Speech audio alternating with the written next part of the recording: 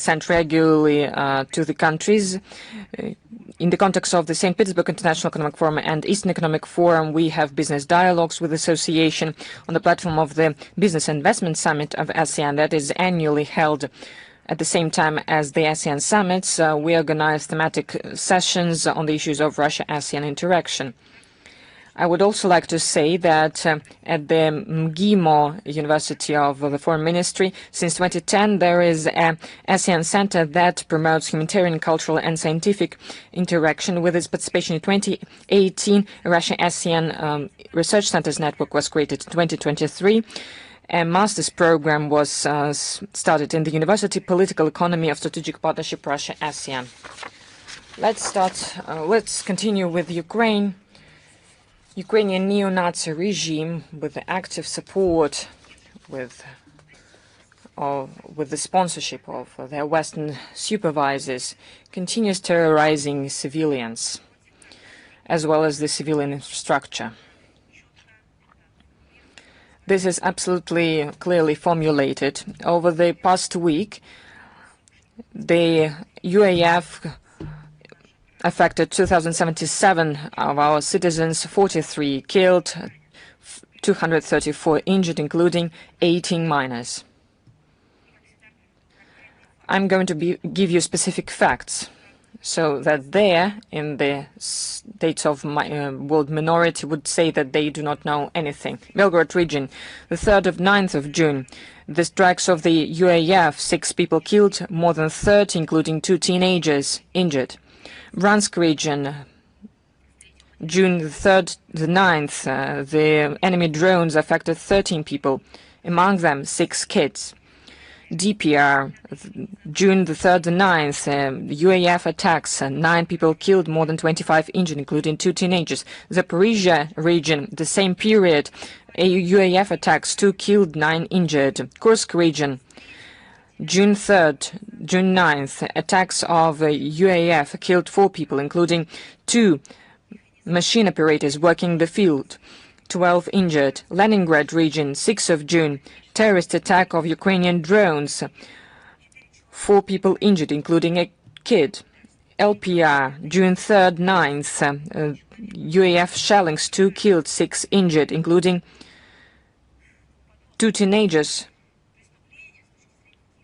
The crimes of the Kiev regime is that these teenagers were just riding bicycles. The Republic of Crimea, June 3rd, 9th, a drone attack against civilian facilities in Simferopol and passenger trains, 5 killed, 11 injured.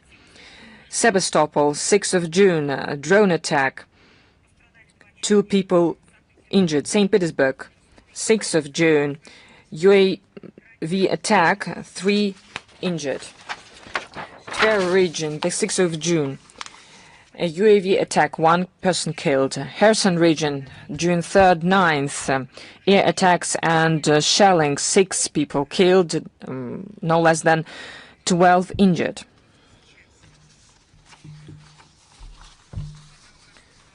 Right now, right before our eyes, we saw an attack of the armed forces of Ukraine, UAF. The panorama of Sebastopol protection, which is called 1854-1855. According to the information that I see, it is absolutely destroyed. This panorama, the defense of Sebastopol, is a worldwide known work of art dedicated to the key battle of the Crimean War, to the fight for the Malakoff kurgan on the 6th of June of 1855, when the Russian forces fought against the English-French army that was much bigger than their army. This is one more evidence why the Westerners use the Kiev regime for their own interests. They need to destroy the evidence of their own crimes, of their own defeats. They already have experience in destroying historical monuments on their own territory, and now they need to destroy their monuments on the territory of the post-Soviet space. They try to destroy monuments with our own hands, disseminating these false historical or pseudo-historical materials and books, trying to influence our internal policy. And then, when they failed, they used the Kiev regime and the drones and explosives and then artillery. They are trying to destroy these monuments physically without covering up their involvement.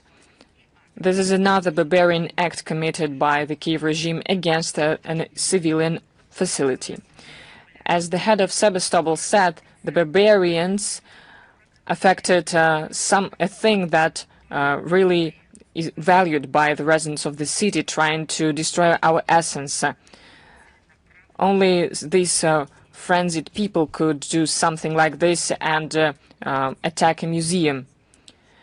So I think this is a very good assessment of what we have seen. But they will be held responsible for everything done. The Russian law enforcement organs continue to accumulate evidence to punish the Kiev regime functionaries, militants, and the foreign mercenaries. 23 years of sentence was given to the militant of National Guard of Ukraine, Igor Gurkusha, who killed a civilian in March 2022. 14 years sentence was given to a Polish mercenary, Wojciech Piotr Ważny, who is now internationally wanted. We regularly speak about this, and you know, this is the work of our law enforcement organs on the front line.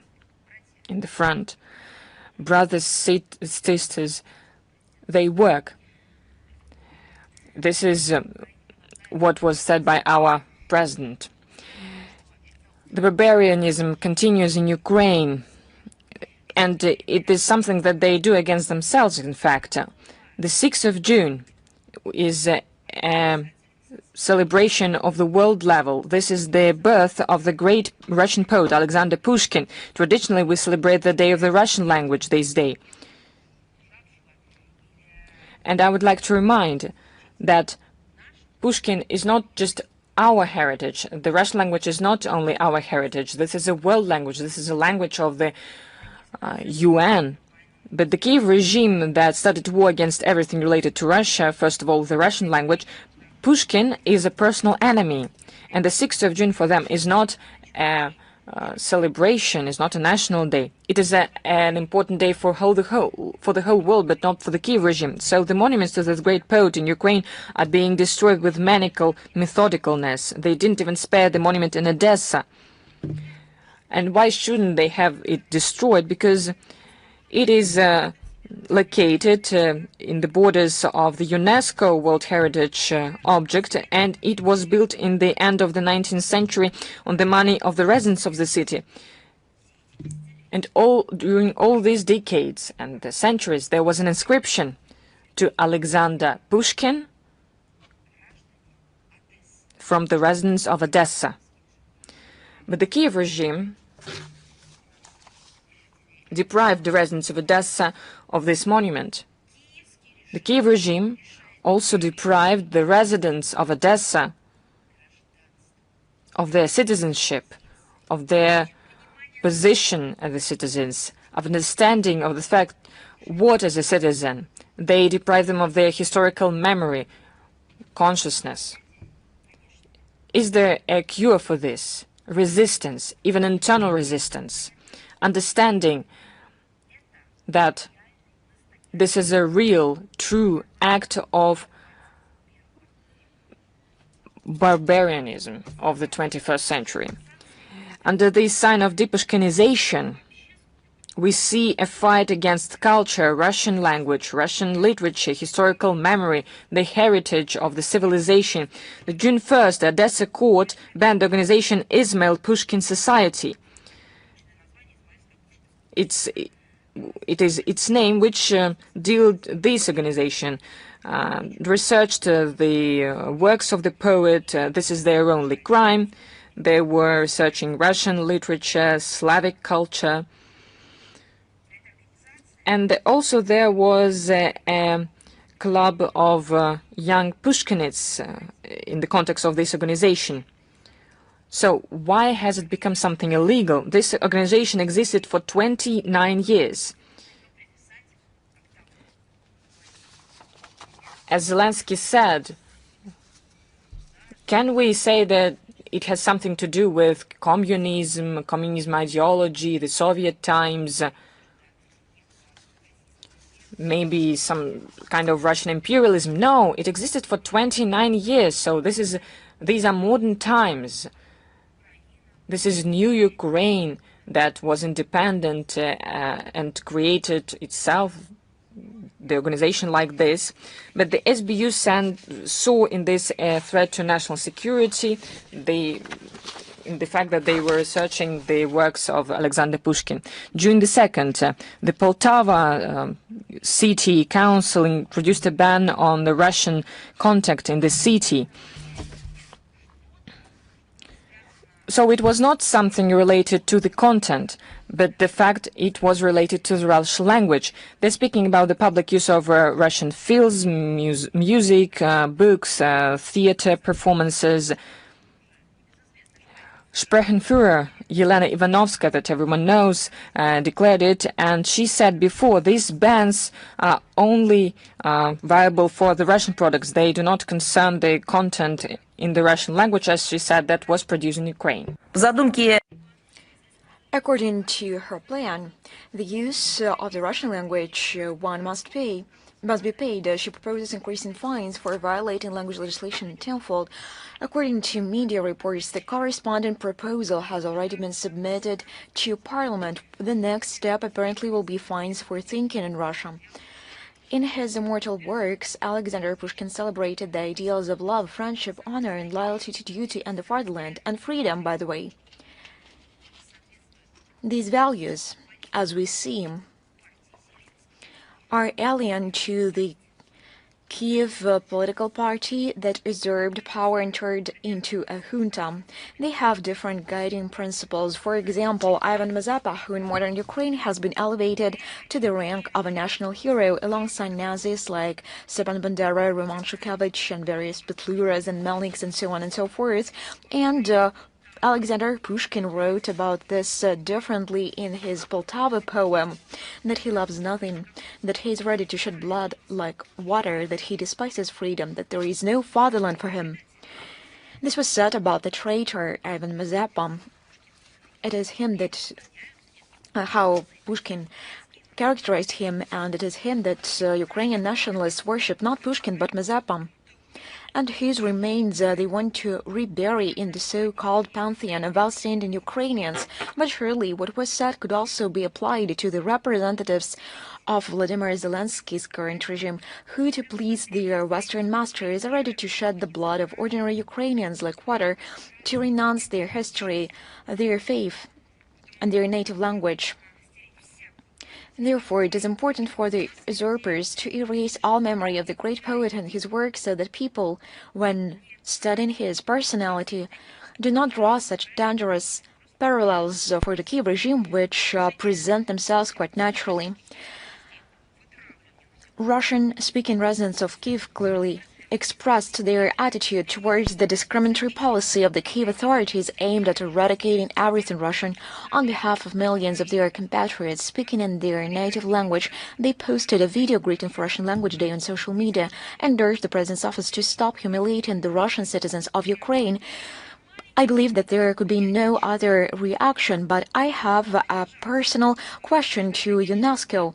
Please tell me the demolition of another monument to Alexander Pushkin, the prosecution of the Russian language. This is what exists at the funds of Russia. UNESCO has always enjoyed the support of Russia, and what do we receive in return? Our permanent mission in Paris, will remind UNESCO Secretariat of its direct obligation not merely to respond to such incidents, but also to work in this direction. Also, I would like to add something to make this picture full. Also, in Kiev, amid the frenzied rejoicing of this regime propagandists, the monument to the great Russian writer Mikhail Bulgakov was dismantled near the famous house of the Turbin, where he lived in his youth, and where his literary memorial museum is located. This is once again one more fact for UNESCO, which exposed the criminal character of Vladimir Zelensky policy. Back in February 2021, he was publicly stating different things. He was speaking Russian back then, and he commented on the situation quite differently compared to the present moment, and at his instruction the corresponding policy is being carried out. I will remind you once again. February 2021, while showing the audience Russian language book published in Ukraine, he publicly stated in Russian that there was no ban on publishing a novel, The Master and Margarita, in the country, or in studying in the literature curriculum in Ukrainian schools. He also assured, I quote, "News about the banning of Bulgakov in Ukraine is, as Professor Preobrazhensky would say, nonsense of a cosmic scale," unquote. Today, we see that the nonsense of a cosmic scale is being built and is being constructed in Ukraine by the hands of Zelensky and his accomplices, and they are in no way ashamed of this. It is the impression, we have the impression that they are proud of this, but there is as little detail. They deceived their own people, not everyone. Mikhail Bulgakov has been removed from the school curriculum. Monuments have been torn down, and in recent years in Ukraine, according to official Ukrainian data alone, over 11 million books in Russian have been destroyed. And they are pretending that they are not barbarians, that they are not Nazis. Also, we noted the optimistic report regarding a supposed breakthrough in negotiations between Budapest and Kyiv on ensuring the rights of the Hungarian national minority living in Ukraine. According to the Hungarian side, Kyiv has allegedly taken a compromise position. How can we speak about a compromise? The international community has put its names down the rights of peoples to education, to the native language, to access to history, and now we have to speak about compromise. Let it be so. According to the Hungarian side, the Kyiv regime has committed to restoring the system of national schools, where the Hungarian language will be freely used outside the educational process as well, where there will be an opportunity to take final exams in Hungarian language and literature and receive a graduation certificate in Hungarian. In settlements where the share of the Hungarian population exceeds 10%, it will supposedly be possible to use Hungarian national symbols as well as use the Hungarian language when providing medical care, at sports and cultural events and political activities, and in the organization of national holidays. In exchange for this, Budapest is ready to agree to the opening of the first negotiating cluster on Ukraine's accession to the European Union. In general, one could be happy for the Transcarpathian Hungarians that, against the backdrop of systemic violations of the rights of national minorities, I would say elimination and demolition of their rights in Ukraine, some progress has emerged for them, at least at one direction. But there is a little detail in this aspect as well. Now, it refers only the reached agreements in the action plan for Ukraine, the implementation of which is needed to advance the country along the European path. In practice, however, the situation of Ukrainian Hungarians has not changed. Kyiv's obligations are not legally enshrined and remain promises, the value of which is well known. At the example of Mikhail Bulgakov, What did Zelensky said back in 2020? языке и школьной программе можно уделять им время. Что мы видим сегодня? Ну, я об этом уже сейчас сказала. Кстати, еще одна цитата, мне кажется, здесь будет более чем уместна.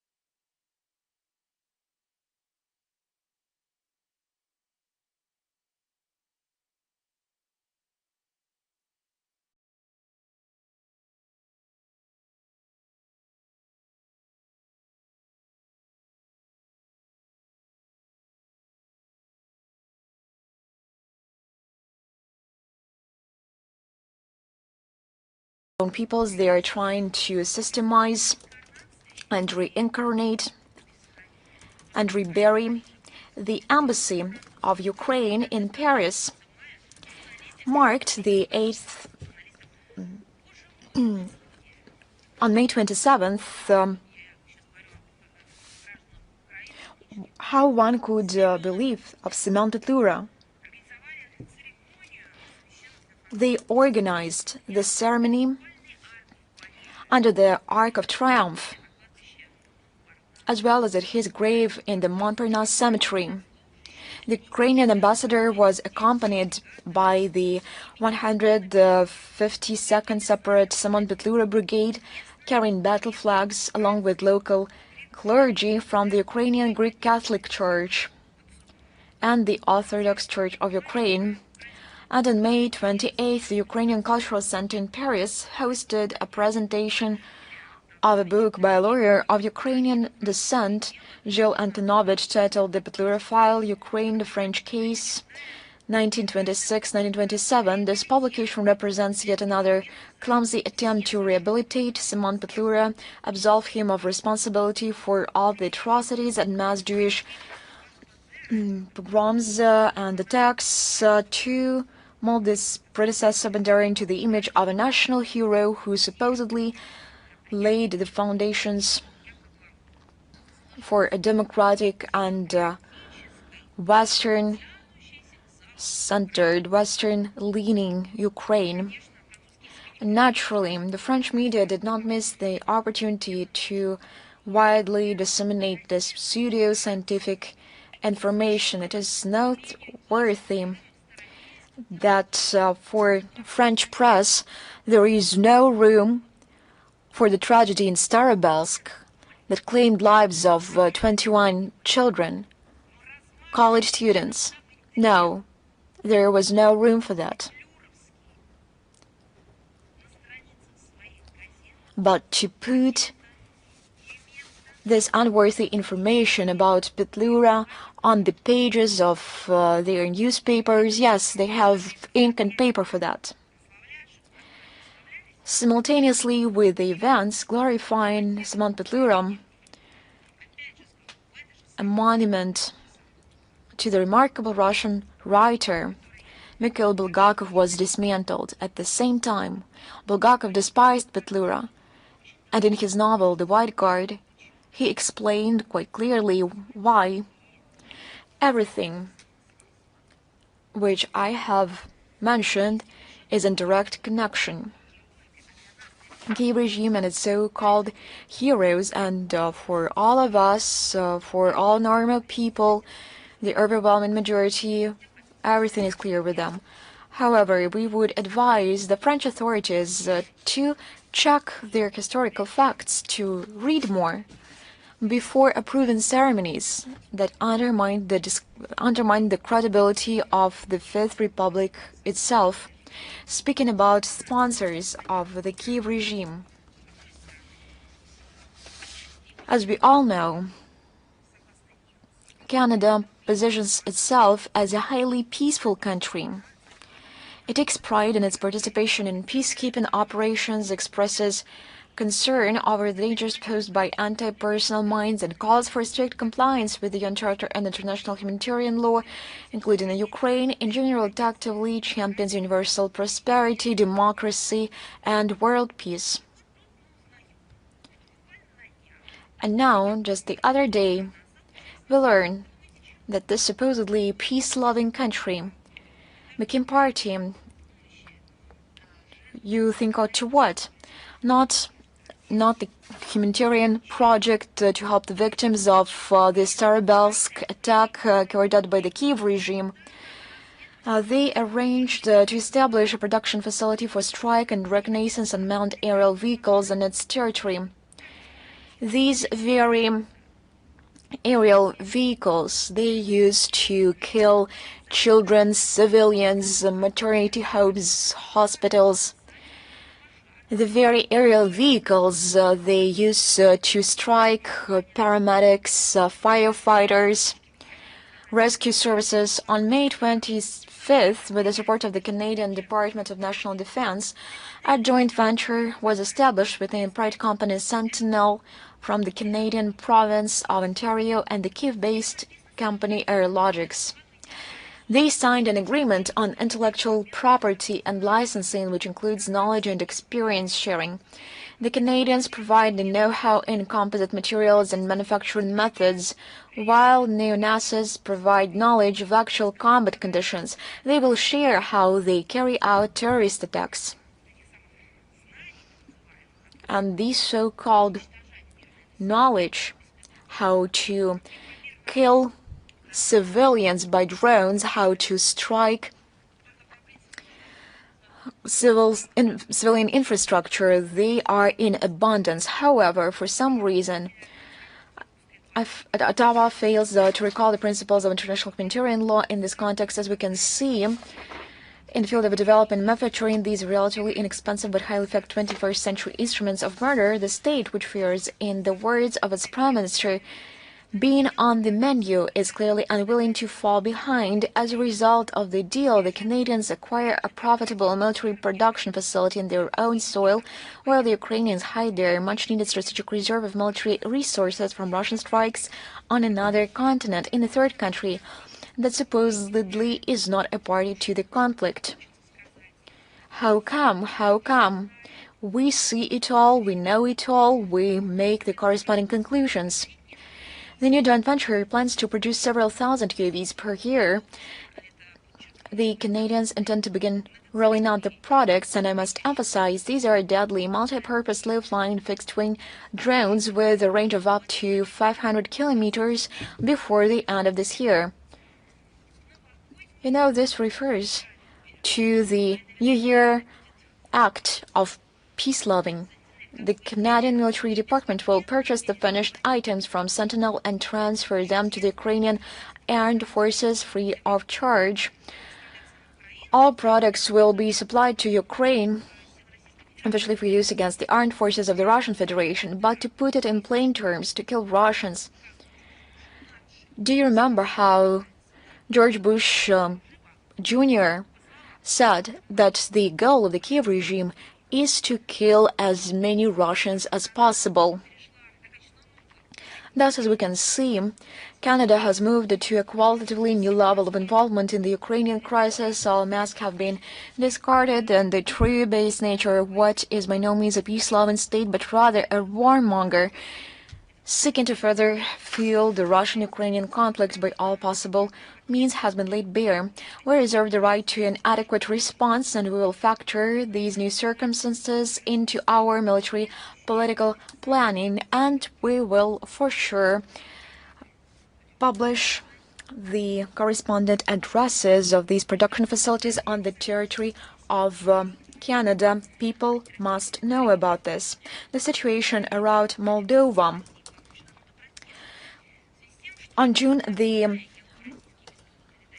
2nd, the chargé d'affaires of Russia was handed a note of protest at the Moldovan Foreign Ministry, claiming that a supposedly Russian explosive-laden unmanned aerial vehicle crashed in Galati, Romania on May 29.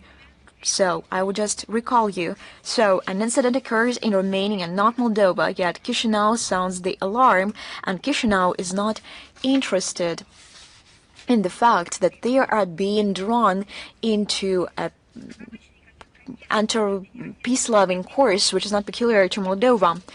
Chisinau does not any evidence that the UAV has no Russian origin. Their main goal is to score Russophobic points and demonstrate their solidarity with Bucharest. Moldovan experts openly point out that the surge in anti-Russian drone hysteria in the Republic is linked to plans to open the first negotiating cluster on Moldova's accession to the European Union in the near future, as well as the upcoming second Moldova-EU summit in Brussels on June 22nd. In its eagerness to show loyalty to Brussels officials, Chisinau continues to signal its readiness to join the EU, even at the cost of losing its independence, sovereignty, and national identity. Unlike Russian diplomats are being called to the Foreign Ministry of Moldova not giving any evidence, we do have evidence. The Vice Premier, Minister of Economic Development and Digitalization of Republic, Evgenia Smakescu, said on June the 2nd that in the context of joining of the EU, there is a plan B of official Chisinau, which includes uniting with Romania. If it will happen if a treaty on joining the EU will not be signed till the end of 2028. So can you imagine this alternative given to the citizens of Moldova? So now the leadership that they entrusted the power with is calling them Romanians. So maybe you do not want to be part of the EU, but you will have to, but we will present you as Romanians. Well, actually you are Moldovans, but if we will not be accepted into the EU by some reason, then we Moldovans, no, sorry, Romanians will join it in any way. But we will have to renounce our own sovereignty. We will renounce the fact that we are a sovereign state of Moldova and that we are Moldovans. And we will become part of Romania. But at the same time, we will be in the EU, but we will be part of Romania in this case. This is genius. You know what it resembles? When, for instance, a creature that eats people goes near a man and asks, you know, do you want to go to the theater, but I will have to eat you before this. But you will go to the theater, but you will be in my stomach. Well, I haven't seen such a mockery of the common sense. I haven't seen anything like this. Some methods were used. The 25th image, some kind of work with historical documents. But so outright... Союз становитесь частью другого государства, ну так открыто я, пожалуй, и не припомню, чтобы делали. Этот самый министр молдавский, не знаю, может, он себя уже румынским называет, отметил, что не видит в этом угрозы.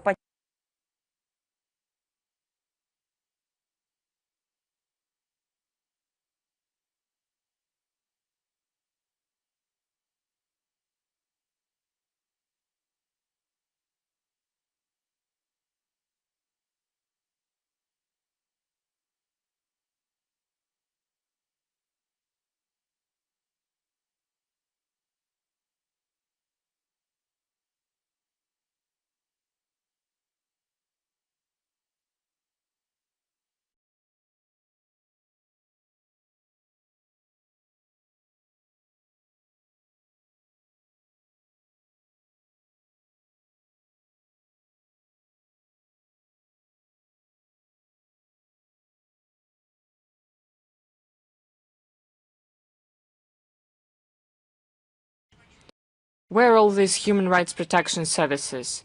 Where are these notorious, what was its name again, PASI and European parliaments? Where are all of them? What are they concerned about? Is everything that happens in China and Latin America? But this is Europe. This is your zone of responsibility. European Parliament, do you not think what is happening? The second fact, the Central Electoral Commission of Moldova elaborates the legislative initiatives to change the order of referendums on the essential issues for the life of the country. The experts fear that it will create a possibility for dismantling the neutral status of the Republic, which is stated in its constitution, but not in some kind of documents, but in the main document of the country, constitution. The Chisinau is existing the pressure on Gagauzia in order to eliminate its autonomous status. On June the 4th, the Central Electoral Commission of Moldova approved several amendments to the code on the elections of the Republic to limit the authorities of the region. So the Comrade will not have an opportunity to form its own electoral commission. A new structure will be created that will be fully controlled by Chisinau, the Central Electoral Council. The candidates to this council will be verified by law enforcement structures of Moldova, including the Information Security Service. Another fact, the offensive on the Russian language continues and everything that is associated with Russia. On May the 27th, the diplomats of our embassy in Moldova gave to a library in Comrade books in the Russian language, classical Russian literature, Russian journal, Russian field. But then these books were seized, as you have known very well, by the Security Information Service of Moldova under the pretext, which is very interesting, verification for extremist content. Of course. Well, it's Russian classics. Anyone can find it there.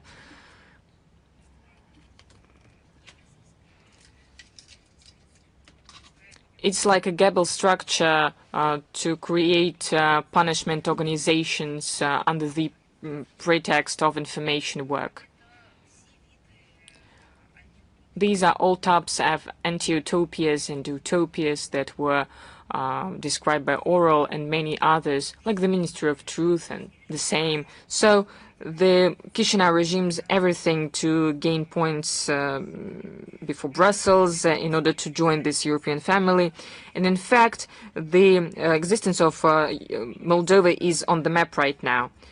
And the opinion of common Moldovans is being ignored. This is the true phase of Euro integration.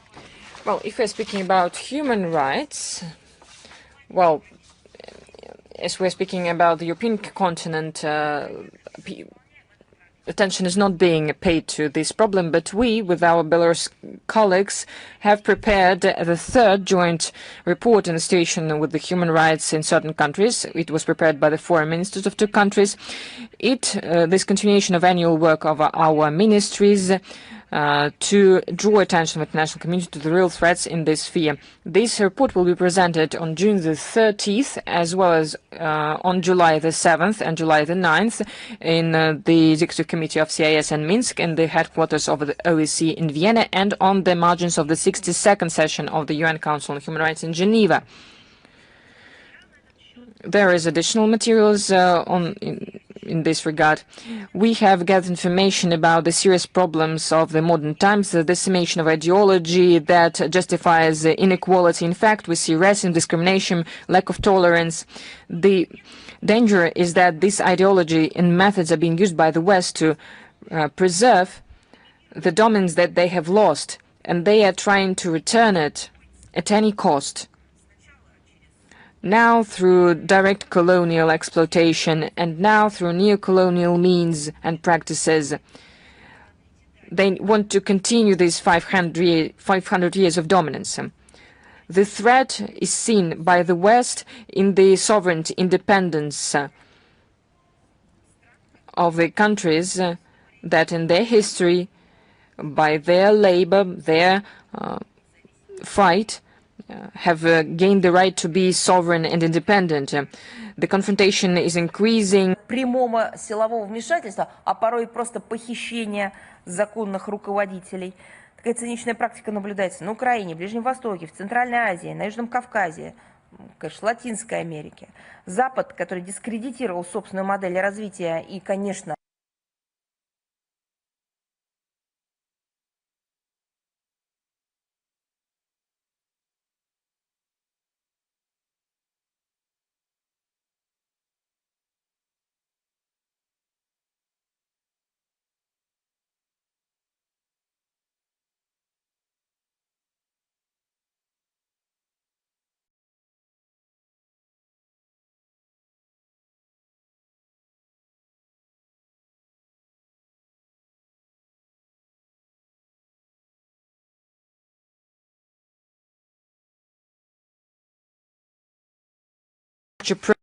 must be confronted by the whole of the world community.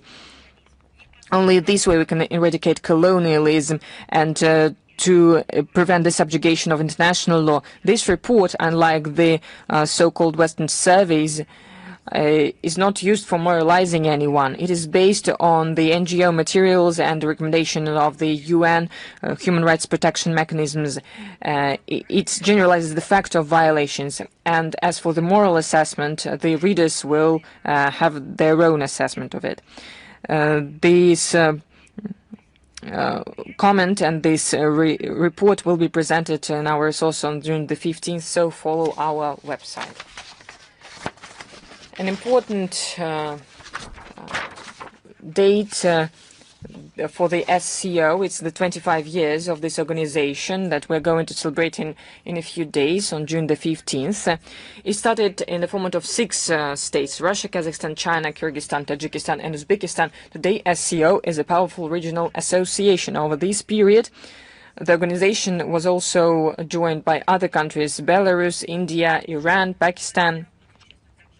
15 dialogue partners participate in the joint work from Asian and Middle East countries, and there are 2 observer states, Afghanistan and Mongolia. Right now, SCO has asserted itself as a respected, powerful platform based on cooperation, equality, mutual respect and consideration of interests. The geographical area includes practically the whole of Eurasia, where the half of population of Earth lives.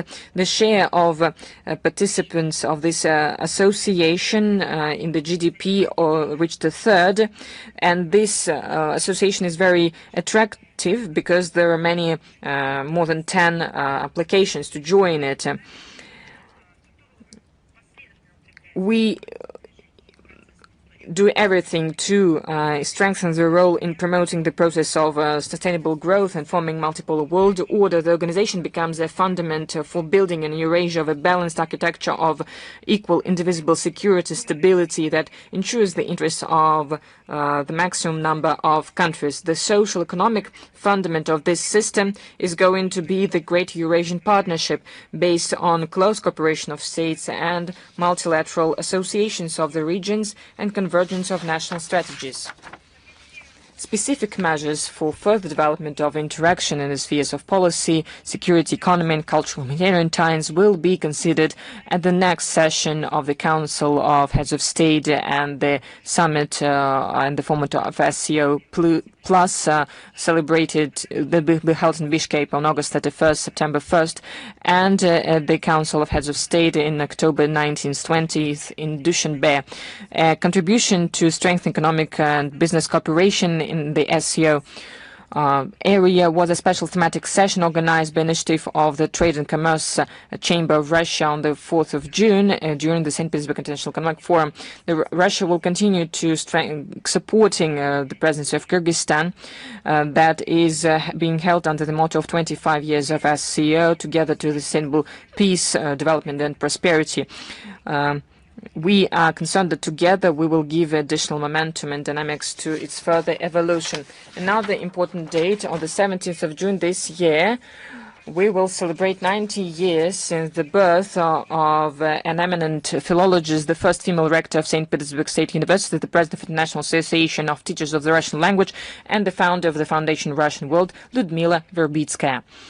the invaluable contribution of distinguished linguist of the support of Russianists all over the world. Her scientific words influence the theory, methods, and standards of teaching, tests of the Russian language as a foreign language. The pupils and followers of Lyudmila Verbitskaya abroad continue to use and develop the concept and practices introduced by her. The strengthening of the position of the Russian world, the expansion of the Russian world and the Russian-speaking area were always very important for Lyudmila Verbitskaya, and she considered that it was a very important national task, being the one who created the Council for the Russian Language of the President of the Russian Federation. A documentary, the main Russianist of the planet, will be presented with the subtitles in 5 languages: English, Arab, Spanish, Chinese, and French. Russian diplomatic missions are going to organize thematical expositions with the demonstration of posters that were used in St. Petersburg in the context of the large-scale educational campaign initiated by Lyudmila Verbitskaya in 2007 that is called Let's Speak as the Residents of St. Petersburg. We're convinced that our common joint efforts to promote Russian language abroad will put into practice one of the mottos of Lyudmila Verbitskaya: planet should start speaking Russian, and we'll give the references to this in the text of our briefing today. And of course, we have a briefing on the verge of a very important event for us, and we are all going to celebrate this day, the Day of Russia. In this regard, I would like to start with the text that this year is going to have 100 years. On June 8th, 1926, in the Riga journal Peresvony, a statement by Russian philosopher Ivan Ilyin was published. It was called About Russia. It was pronounced by him in Berlin at the Day of Russian Culture, and there were words as if they were written today. Without changing a letter, I'm going to quote: being Russian means to see Russia in the God's beam, in its eternal tissue, its timeless substance, and with love accept it as one of the main and cherished values of your own personal life. Being Russian means believe in Russia. As all great Russian people, all its genius and its builders believed in it. Only in this faith we can assert our fight for it and for our victory. The end of quote. It was 100 years ago, but it is still relevant. You know, I would like to say that it is surprising. This national day in every state is being celebrated by the different people, different compatriots, people from different countries, people who have the citizenship of our country, of a different country. But these are people that have something to do with the country through the culture, through other aspects. But our Day of Russia becomes a national day for the people who become citizens of Russia right now. Not despite the pressure that's being exerted, but understanding that they will have to endure, but seeing the destructive processes that are happening in the Western minority states, they understand that they want to be part of Russia. They want to celebrate the 12th of June as their own Day of Russia. But because we see, as the decree is being implemented that was signed by the President of the Russian Federation in August 2024, decree number 702 on humanitarian support of foreign citizens who share our traditional, spiritual and moral values. These are people from the Western countries, the same countries that 100 years ago demonstrated opportunities, as they said, to be the bastion of freedom. But now they have lost the moral right to claim that they are such a bastion. So people are coming from this country, become the citizens of our country because they want to have the right to raise their children as they consider correct. because they want to call a spade, and they want to live normally, but not to live according to the standards of a new normality, as it is said in the West right now. According to our data, since the entry into force of this decree, we have seen more people coming to Russia from Germany, France, Italy, the USA, Estonia. What does Kaya Kallas think about this? Does she know about this? Russian regions accept whole families from these and other countries. The record number of foreign students study in our universities. The entrepreneurs from friendly countries open their business here today. Today, Russia has become a country that people love, and the whole generations of people live here. And those who are trying to be saved from the new normality come here. I would like to congratulate everyone on this celebration. I would like to congratulate you on the Day of Russia. Please read Russian classics. Watch our theatrical performances on the classical works. Go to our museums. Visit them personally. Use the internet for this, for instance. Listen to classical music by Russian composers. Remember that Russia is a multinational country. Listen to our ethnic music. Remember the pages from history of various regions. Learn and get inspired by artisan arts and handicraft. I congratulate all of you on the upcoming holiday, the Russia Day. And now we proceed to the Q&A session, Международная жизнь, International Life. Are you with us? Thank you very much, Madam Zakharova. We congratulate you as well. The other day in the European Union, and Kaya Kallas reminded of this, they issued the permission to detain warships in the Mediterranean Sea, the tankers that Brussels refers to the so-called Shadow Fleet, and is suspected in transporting the Russian oil. What do you think about this? And doesn't this remind you of letters of reprisal?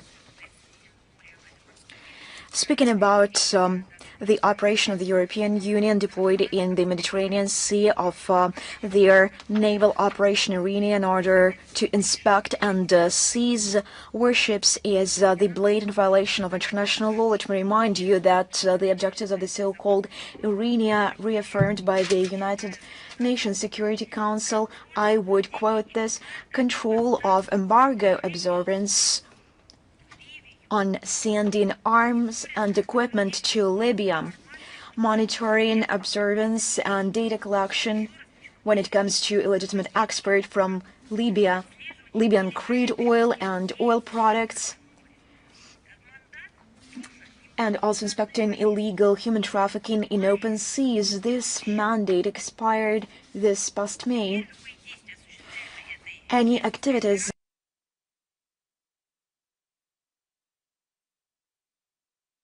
carried out by this European Union operation towards waters without consent of Tripoli are considered to be illegal. Also, I would like to remind you that the notion of the shadow fleet that they use does not exist in the international legal framework. If they find it somewhere, let them show it.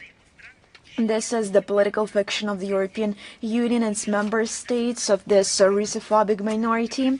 Inspection and detainment of civil ships that meet the criteria of free and unimpeded maritime navigation under the falsified pretext without the sanction of the United Nations Security Council are illegal. At the same time, the European Union poses a direct threat for safe navigation as they use their naval forces to intimidate commercial operators. At the same time, they silence cynically the cases of the use of Ukrainian drones against commercial fleets of Russia and other countries. They are trying to deprive the states of global south and developing markets from access to the needed energy resources. We reserve the right to use the whole arsenal of political, legal, and other tools that we possess in order to defend our maritime security and legitimate interests of shippers and vessel owners. The responsibility to any incidents and escalation in the Mediterranean Sea will belong to the initiators of the escalation, represented by Kai Kallas and her company. Thank you very much. We are moving forward. RIA News, are you with us? Good afternoon. I would like to congratulate you on this occasion as well. Today we have one question.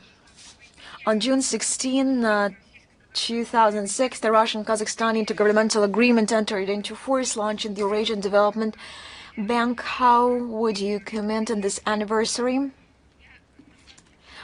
Let me just remind you that Russia and Kazakhstan stood at the very origins of the Eurasian Development Bank and are its key participants.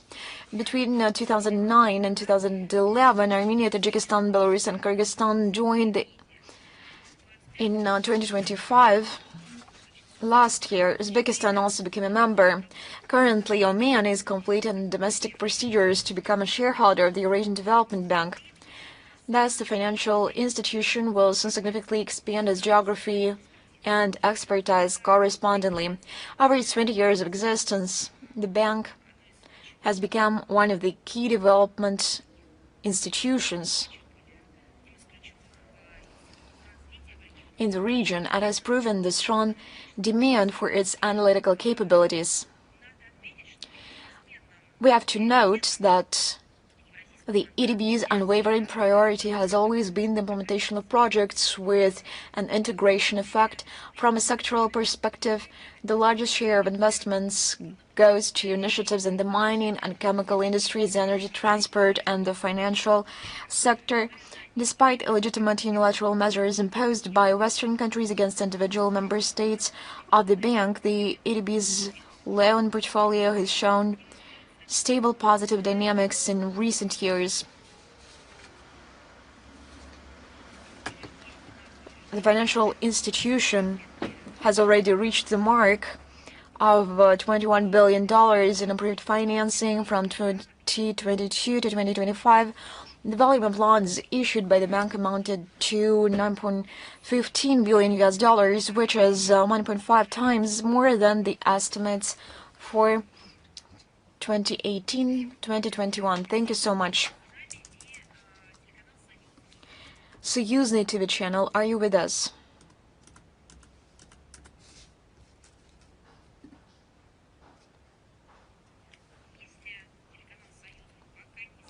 If Союзный TV channel is not with us, Известия.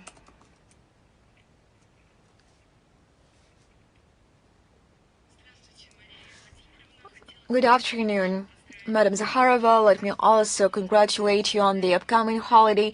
We have several questions to you today. Thank you so much. We congratulate you as well. U.S. President Donald Trump on June 8th conceded the possibility of ordering U.S. Special Forces landing on Iranian territory if talks between Washington and Tehran fail on the substance.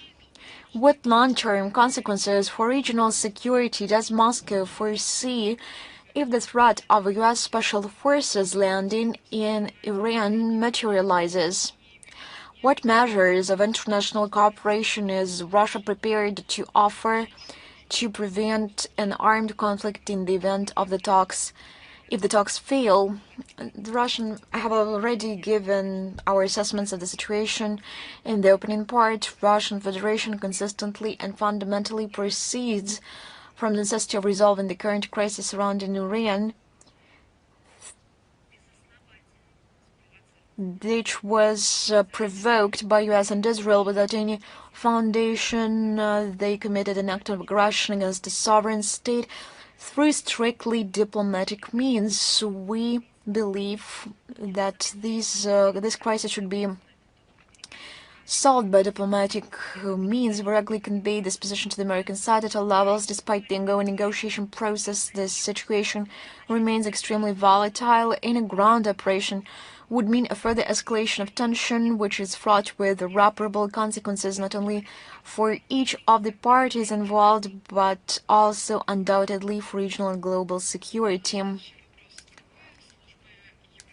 European Union services have proposed adding over 80 items to the new package of anti-Russian sanctions. What diplomatic and legal measures does Russia plan to take in response to the expansion of the EU's sanctions list? How does Moscow assess the risks of further escalation in sanctions pressure and its impact on global stability and strategic predictability? When one speaks about relations between Russia and European Union, different assessments can be given. You know them quite well. But there is a particular share of stability and predictability. The European Union continues to manufacture new packages of illegal restrictions against Russia. In Brussels, they completely refuse to understand that they have not achieved and will not achieve their goals or influence in our sovereign policy. But since the Euro bureaucrats are no longer capable of stopping this sanctions flywheel, all they can do is threaten us with new restrictions without asking themselves where they end up. At the same time, anti-Russian sanctions are increasingly taking on an essentially international extraterritorial character. The focus is placed on Russia's interaction with key close trade and economic partners. A number of countries whose economic operators end up on EU blacklist is steadily growing, and this causes discontent among the countries of the global majority as the imposed restrictions destabilize energy and food markets as well as industrial raw material markets and undermine established production, logistics, and transport chains. This also affects Brussels itself. Russia strongly condemns any legitimate unilateral coercive measures. More and more states share and support this approach, and naturally effective and tough steps will follow from our side in response to yet another EU sanctions package. Thank you very much.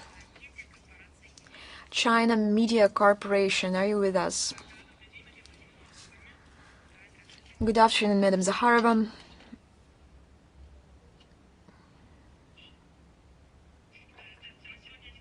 We have one question today. I also align myself with congratulations voiced by my colleagues. Tomorrow, the Global Human Rights Governance Forum will take place in Beijing. China views the right to existence and the right to development as fundamental human rights and advocates for their advancement through development and cooperation. Given serious global challenges such as poverty, climate change, and the energy crisis, how do you evaluate the approach that prioritizes the right to development? Does this approach correspond to the real needs of the peoples of the majority of countries in the world?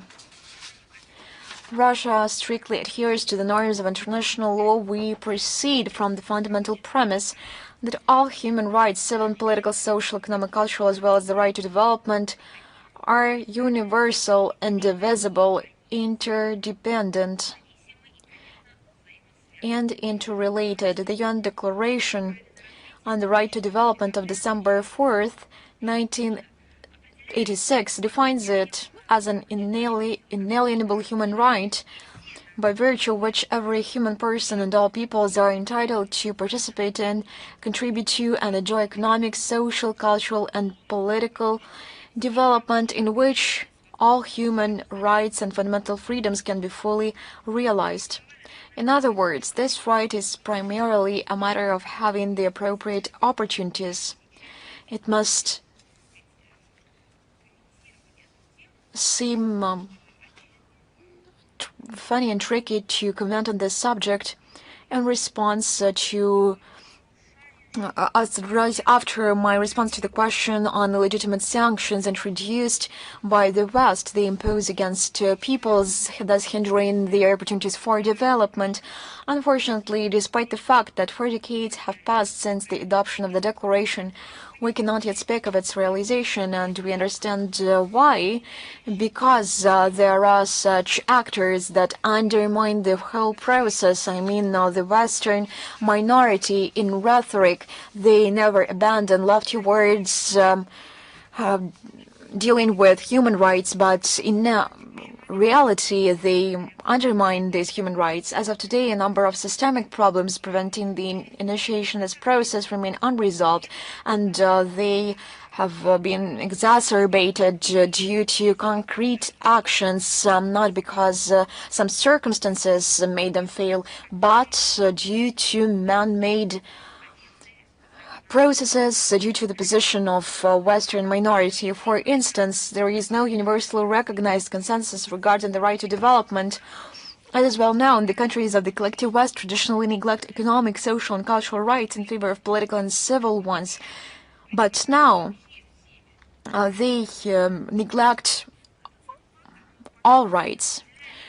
In general, this factor predetermines their skeptical, or to call things by their proper names, overtly dismissive attitude towards the right to development. Furthermore, Western legal experts believe that it cannot be considered a legal category because, due to its specific characteristics, having both an individual and a collective component simultaneously, they claim it cannot be defended in court. The countries of the global majority categorically disagree with such interpretations. They view this right as an opportunity for peoples to independently choose their development model and consequently to possess full economic sovereignty and control over natural resources. They proceed from the understanding that poverty is a serious human rights violation, and before speaking about economic and political rights and freedoms, one must ensure economic growth, including through the development of vital infrastructure and by providing access to quality education and healthcare. Political liberalization, in turn, is merely a final stage that should only be transitioned to after the basic rights and needs of citizens have been met. Non-Western countries are also convinced that wealthy nations gained their advantages through colonialism, exploitation, and now these peoples are denied this right to development. Exploitation of what does not belong to them, water and other resources, international trade and financial systems preserve and entrench this kind of inequality. And in this regard, they demand a fairer international trade system, technology transfer, debt cancellation, the reform of international financial institutions, and the overcoming of historical inequality. Russian approaches to the issue of realizing the right to development are largely in tune with the position of the global South. We are convinced поощрение права на развитие в качестве инструмента исправления исторической несправедливости, устранения имеющихся перекосов в глобальном экономическом развитии.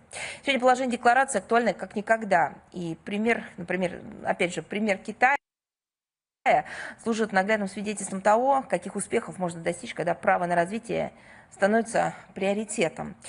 Ответственный подход нашей страны к тематике реализации этого, так сказать, этого направления подтверждается высоким уровнем участия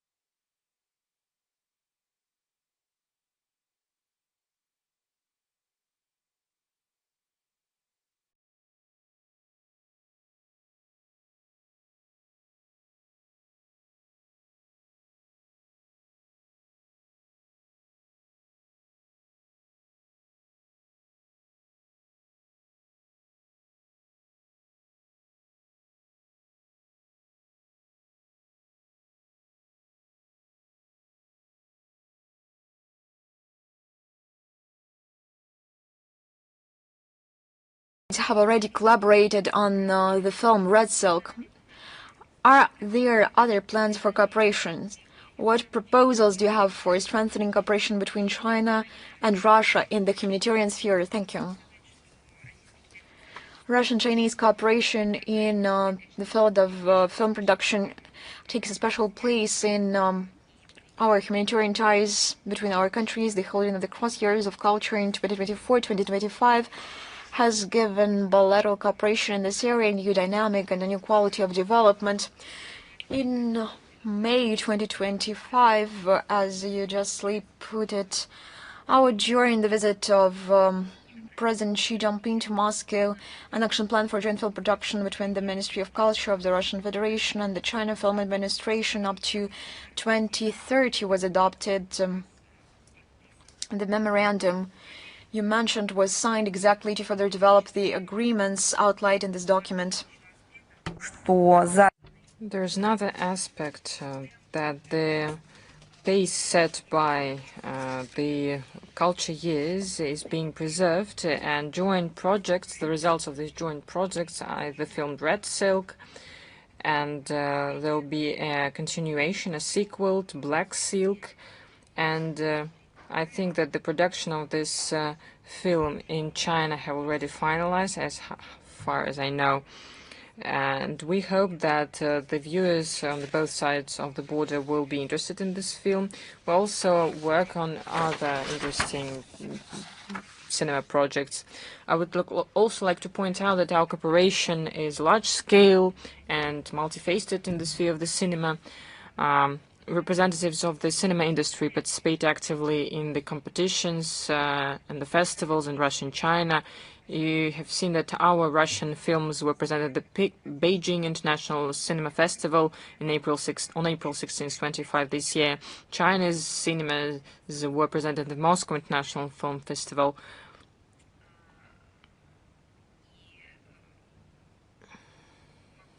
And I can say that the base documentary of the 48th Moscow International Cinema Festival was the film A Long Way Home, and Russian military drama Blood Type received the main award of the Asian Festival of the films in Macau, the Gold Petrel.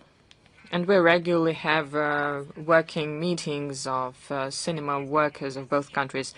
The festival that you mentioned, the Festival of Chinese Cinema, it was started in Russia this week in Moscow, Yekaterinburg, and Vladivostok. This is a great example of interaction. This year we have planned a Festival of Russian Cinema in China. These events are also included in our calendar.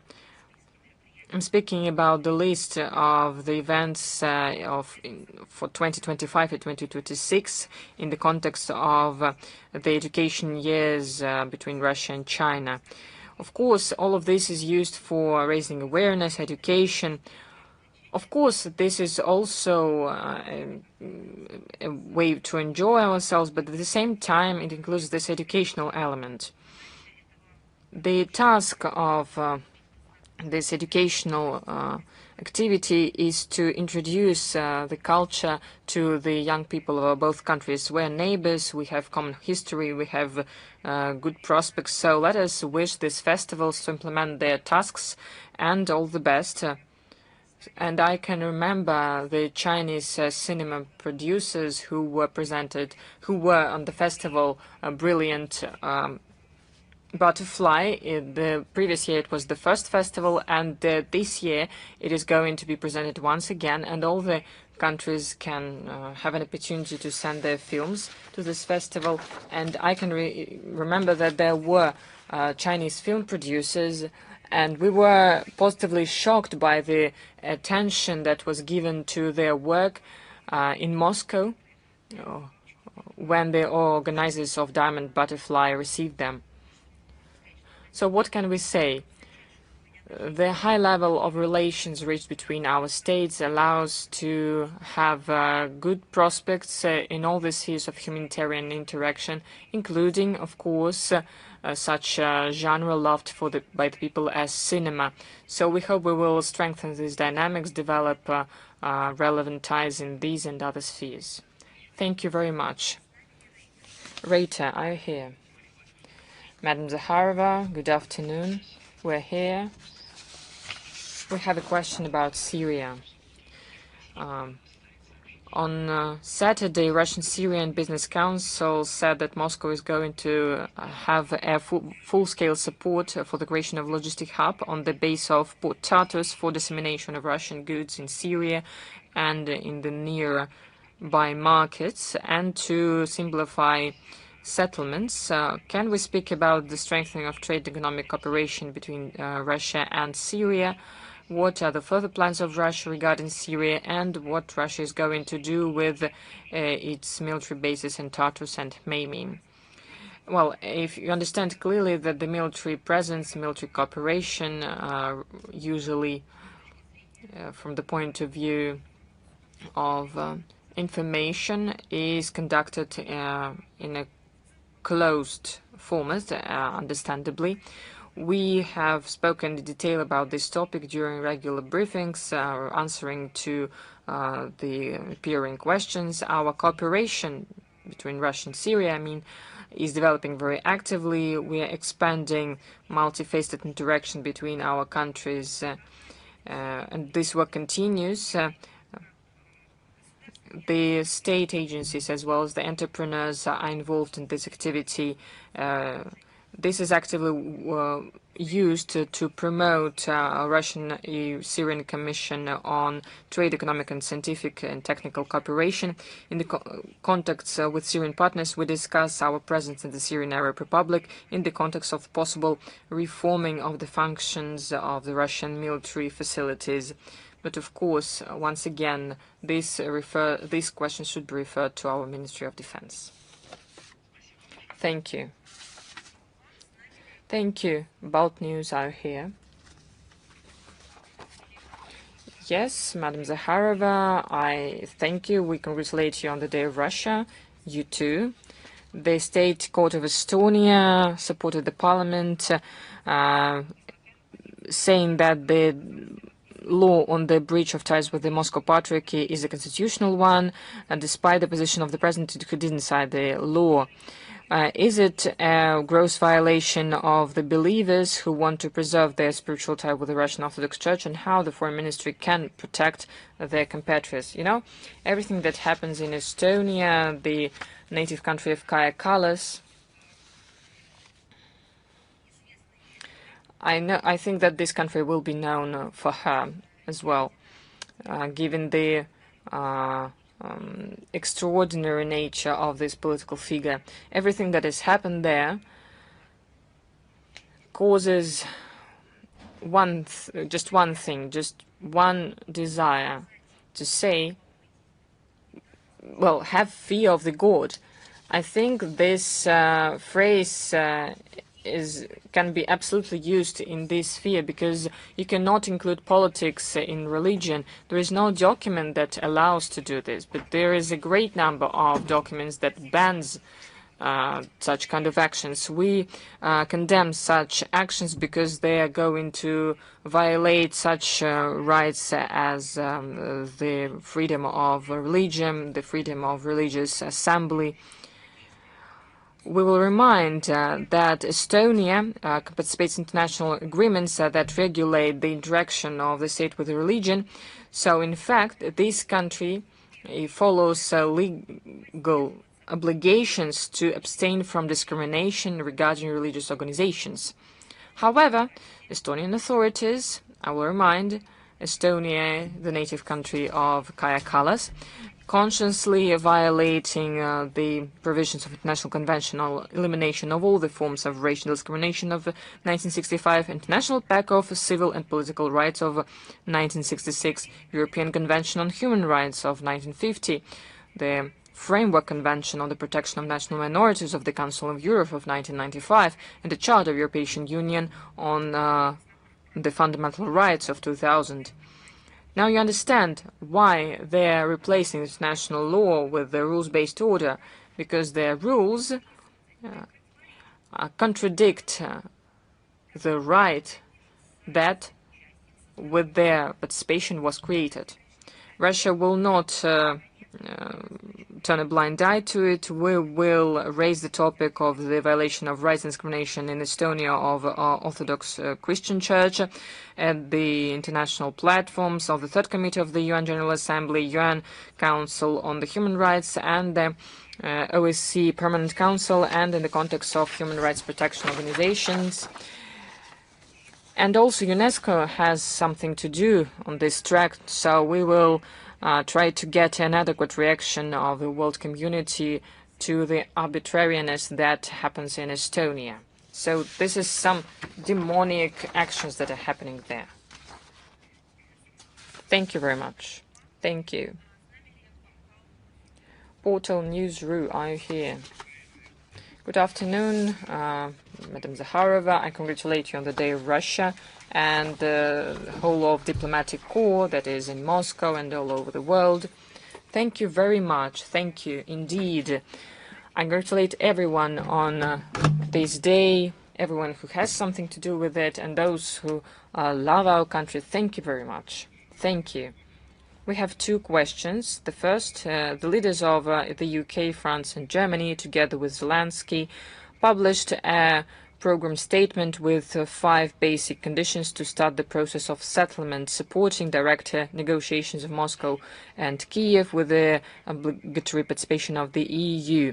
They include reliable, legally binding guarantees of security for Ukraine, including the deployment of multinational forces and the preservation of the frozen Russian assets before the full compensation of the damages. What Moscow thinks about these conditions, is it a realistic basis for negotiations? Globally, I can say that there is nothing new in it. I would like to point out the assessments that were given to the role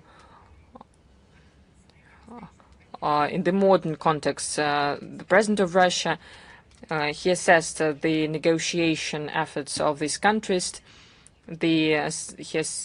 as well as their relevant actions, our current actions on the Ukrainian track. You can see the statement of our president at the St. Petersburg Forum when he spoke at the plenary session. As for the direct activity, in the nearest time we're going to publish a material. I think it will be tomorrow, so just follow it closely. So the second question, how could you comment the decision of the EU to provide Ukraine with $5.9 billion to buy drones? There was a recent statement by Kaja Kallas. Is it a last step before the EU enters the direct conflict with Russia? Well, the countries that you mentioned before, the UK, France and Germany, well, UK is not part of the EU, but France and Germany are part of the EU. And they're very active. They set the tone. Well, which is very interesting, because on one side they're speaking about peace, but in the context of the EU collectively, with the participation of France and Germany, they decided to give Ukraine almost 6 billion euros to buy drones, as if they do not understand that drones are not used to extinguish fires or for fertilizing fields, but these drones are used to kill civilians. So where's your truth? What side are you on? When you will determine your own position? Right now, the EU, of course, is the main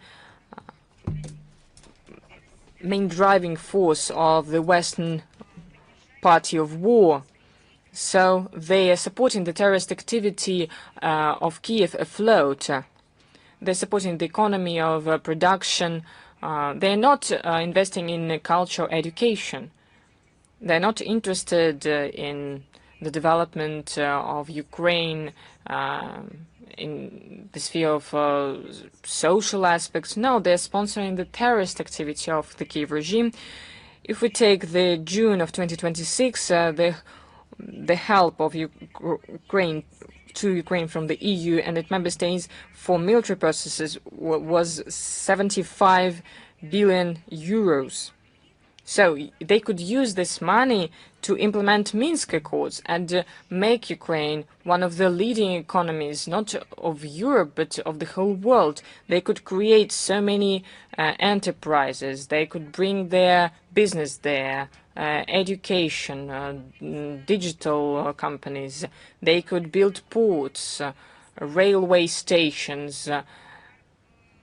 They could renew the whole park of passenger transport vehicles, from buses to the best trains. All of this 70 billion euros, they could be invested in the real future of Ukraine.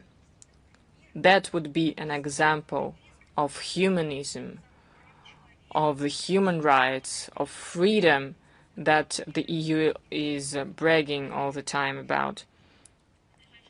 So for the nearest 2 times, the EU is going to provide 60 billion more only for military support of the Kiev regime. Part of it, as you mentioned, is going to be used for paying for the drones. There is no doubt what these drones are going to be used for. There's also a program for training of Ukrainian military. They deployed in their territory joint military and industrial enterprises, becoming a place where the armaments are being produced for the armed Ukrainian forces. So this makes the EU elites not only someone who participates in the Ukrainian crimes, but they will be responsible for the possible rapid escalation of the current conflict with unpredictable consequences. Thank you very much. Information Agency Sada Rus, are you here? Hello, Madam Zakharova. I represent Sada Rus. Hello. I would like to congratulate you sincerely on the Day of Russia, and I would like to wish you peace, prosperity to the Russian Federation. We started celebrating with the foreign students this important day because the students are studying here the Russian literature. So, well, I would like to ask a question. On the margins of the St. Petersburg International Economic Forum, the Vice Minister of Industry and Trade of the Russian Federation, Roman Chekushov, informed about the possible opportunity of signing an agreement of free trade between the EAEU and Pakistan. What is the assessment of the Foreign Ministry of the prospects of this agreement and its meaning for the development of economic cooperation between Russia, EAU, and Pakistan? There is work underway to research the potential economic effects from having a free trade zone between the EAEU and Pakistan. For this, a joint research group with participation of experts of both sides was created. We hope that as a result we will start official negotiations to liberalize trade. I would like to underline that it was Russia since 2024 being an initiator of including Pakistan into the list of promising EAEU partners. At the same time, we need to take into account that both processes, the work of the group and the official consultations, can take some time necessary for creating qualitative content for the document. Potentially, we can say that the agreement will contribute to strengthening trade economic cooperation between the EAEU and Pakistan, opening new foreign markets for the producers of all sides of all countries that will participate in this format, and it can be an important element of future greater Eurasian partnership. And there is a second question. On the margins of the session of the Council of Foreign Ministers of SCO in Bishkek, Russia and Pakistan signed an agreement on cooperation in the sphere of countering illegal migration and fighting illegal drug trafficking. According to the Foreign Ministry, what is the significance of these agreements for further strengthening of Russian-Pakistani relations and expansion of practical cooperation between two countries? I can confirm that on the margins of the Council of the Foreign Ministers of the member countries of SCO in Bishkek on June the 5th, the Minister of the Interior of the Russian Federation, Vladimir Kolokoltsev, and the Minister of the Interior and the Control of Drug Trafficking of Pakistan, Maxine Razi-Naqvi, signed several bilateral documents, namely the agreement between the government of the Russian Federation and the government of the Islamic Republic of Pakistan on readmission, and executive protocol on implementation, and MOU between the Ministry of the Interior of Russia and the Ministry of Interior and the Control on Drug Trafficking of Pakistan on cooperation in the fight against new psychoactive substances. These documents have become an addition to the bilateral legal basis. In particular, the readmission agreement is a crucial component in regulating migration process and is a contribution to the fight against illegal migration. The memorandum, to a certain extent, builds upon the provisions of the 2010 bilateral agreement on cooperation in combating the illicit trafficking of narcotic drugs, psychotropic substances, and their precursors. We expect that the signed agreements will facilitate expanded interaction between the law enforcement agencies of the two countries and streamline related procedural issues. This is the agenda of the Ministry of Interior, but I do hope that our colleagues will not take offense, because this is the element of bilateral and multilateral cooperation in security cooperation. Thank you very much. Soyuzny TV channel, are you with us? Good afternoon, Madam Zakharova. Let me congratulate you on the upcoming holiday of the Day of Russia. Ambassador Berdiev called the inspections of Russian ships a practice that contradicts freedom of navigation. For weeks now, the world has been watching as certain countries have effectively legalized piracy in international waters for themselves. Pirates of the 21st century are no longer a metaphor. This is our reality. How can the civilized community fight this? What countermeasures to such Western actions does Russia propose, legal, economic, or forceful? What will help stop this trend?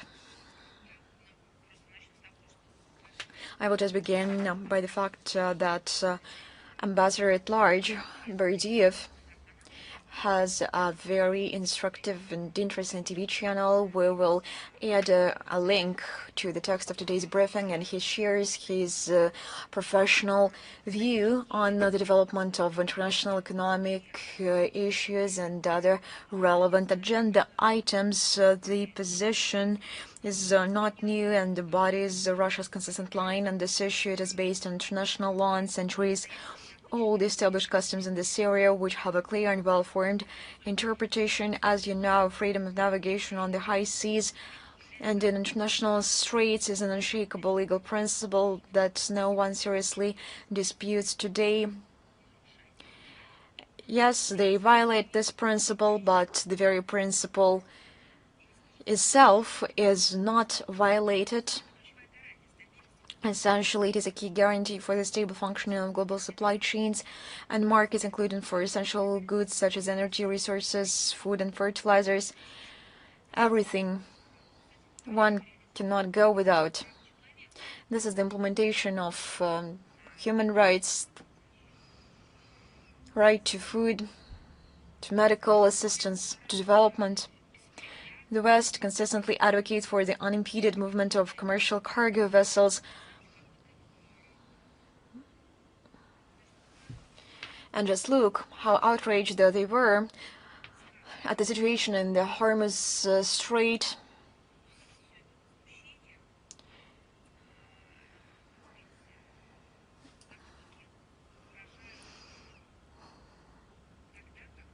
The West expresses its outrage when the interests are being affected, but the most interesting thing, the principles underpinning the logistics in the global waters and the global world ocean, they forget about it at once when they are being pointed out that they have violated the corresponding norms of international maritime law.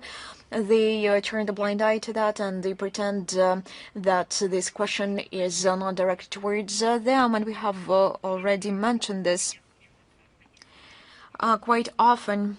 Such statements are made in the context of the situations in the Strait of Hormuz and in the Taiwan Strait, and they treat quite sensibly when their own interests are being violated, not understanding that they themselves triggered the conflicts, and when they themselves are being involved in piracy and banditism. This all has to do with human losses, with cargo losses, financial damage, and environmental damage. They turn a blind eye and pretend that they have nothing to do with that. We see blatant hypocrisy and double standards. These are criminal double standards, and the game of interpretation. These are criminal double standards, elimination of Venice standards, intercepting ships under trumpeted up pretexts, citing certain national sanctions is a continuation of predatory neocolonial practices. This is merely one of the instruments of Western policy aimed at enriching themselves at the expense of others and engaging in fair competition. These practices also include the appropriation of foreign property, the destruction of seizure of financial assets, and terrorist attacks against major pipelines and energy infrastructure, the escalation of tensions along maritime communication threatens to completely undermine the stability of the global economy, which has already become a hostage to Western geopolitical ambitions, dictates, and tariff frenzies.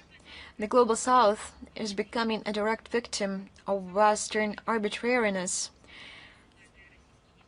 as the Russian petroleum products, agricultural goods, and fertilizers transported by these ships are primarily destined for Asia and Africa, where they're in high demand. No one thinks that a large part of this cargo is a humanitarian cargo. Any forceful actions that bypass international law against the Russian merchant fleet are unacceptable. Such attempts by individual Western countries, where the tone is currently set by the exclusive for, in fact, the UK and France, who fancy themselves global policemen, cannot but cause revulsion. Russia has set ambitious goals for itself, in particular to enter the top 10 leading countries in the world by total maritime transport tonnage. We do not merely speak about this, but we take practical steps. I would like to quote Vladimir Putin at the St. Petersburg International Economic Forum. He put this out directly. We step up the capacity of the trans-Arctic transport corridor as a global artery.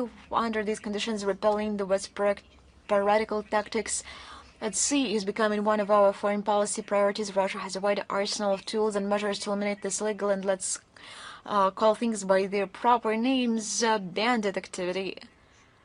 I will not disclose the mechanisms of our actions in this regard right now. They are multifaceted, ranging from political persuasion to the use of defensive tools. The West as a whole must understand that our response will be adequate and convincing.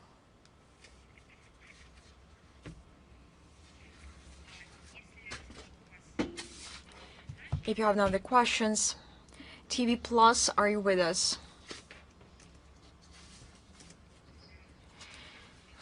Good afternoon.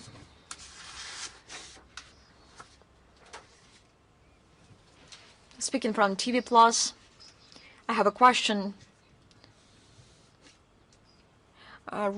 Unfortunately, my country is experiencing the Western pressure. We are facing criticism from the United States and the European Union that its position is not sufficiently harsh, its position towards Russia, I believe. What does Russia think of acting authorities in Georgia to oppose this pressure? And what support can be received from Georgian authorities? Let me get back to the quote of President Putin in Astana on November 28th, 2024. We can only adore the strength of the people of Georgia, because they did not allow the West to interfere into internal affairs of its countries. I believe that the potential of Georgia is not fully tapped, and let me express my own personal opinion. Georgia is not the largest and the most powerful state from the point of view of military or financial power. What is the source of its strength to oppose the Western pressure? I have many friends from Georgia, and I know many representatives of its culture. And I came to the understanding that the source of strength of Georgia is its faith and its own strength. And this became the rescue which helped Georgia not to get drowned into the Western narratives. The situation is going on for many years, and Tbilisi has made its own choice when it comes to guaranteeing the sovereignty of Georgian people and decency and own decency of its peoples. And sometimes people do not agree with the situation when they are being imposed a particular course, especially when it runs contrary to its history. And we understand the attempts of Tbilisi to put an end to dictate from the outside. We are ready to deepen Russian-Georgian ties. They are the key drivers for economic upheaval in Georgia, and we are doing this with an open heart. I will reiterate, Moscow is ready to extend our cooperation where it is mutually beneficial and built on the basis of mutual respect. Thank you very much. Congratulations. Lanta Ru, are you with us? Good afternoon. I align myself with the congratulations of my colleagues on the occasion of Russia Day. We have two questions today. Both have to do with post-Soviet space. On the sidelines of SPF, former Moldovan President Igor Dodon stated that Moldova will lose Gagauzia and Transnistria if it unites with Romania. Will Russia be able to help these regions in any way if such a scenario unfolds? I would like to say that I a little bit disagree with your interpretation of what Igor Dodon said. Moldova, when absorbed by Romania, will not only lose some of its regions, it will lose itself as a whole. Now such a country exists. In case it is absorbed by Romania, it will cease its existence. Why? Because now people are being denied their nationality, language, and culture. They are being called Romanians, and they are not referring to some prototypes, to some shared basis and foundation, to some shared roots, but now they call them Romanians. One will no longer be able to speak about Moldova because this very word will be stamped out from books and textbooks, and we speak about the quote by Igor Dodon I believe that he referred to a scenario in a slightly different context. According to him, the most dangerous turn of events would be Moldova being dragged into the conflict in Ukraine through an escalation of the situation in Transnistria, which is exactly what radicals in Kiev and Chisinau are trying to achieve. Yes, such a threat exists, so we see it. Russia will do everything possible to prevent this, and we call on all those who value peace on the Dniester to make every effort to avert such a scenario. As for the hypothetical unification of Moldova with Romania, it is indeed increasingly being discussed in Chisinau as a plan B in case the European integration project fails. Obviously, the idea of joining Romania in order to enter the EU through its appeals to many representatives in the upper echelons of power in both countries, and I believe the recent this example is quite relevant. With an example, to eat a man with a manhunter, because it will be, when he suggests going to the theater, because it will be more convenient to bring it there. And we believe that Romanian people will make sovereign choice, understanding and proceeding from the facts. However, Gagauzia and Transnistria have a different foreign policy, strategic guidelines. They do not see themselves in either Romania or the European Union. Their residents, many of whom hold Russian citizenship, have repeatedly shown through elections that they strive to maintain the closest possible mutually beneficial relations with Russia. They see Russia as a protector country with which they share inseparable, multifaceted historical and civilizational ties, and we proceed from this premise.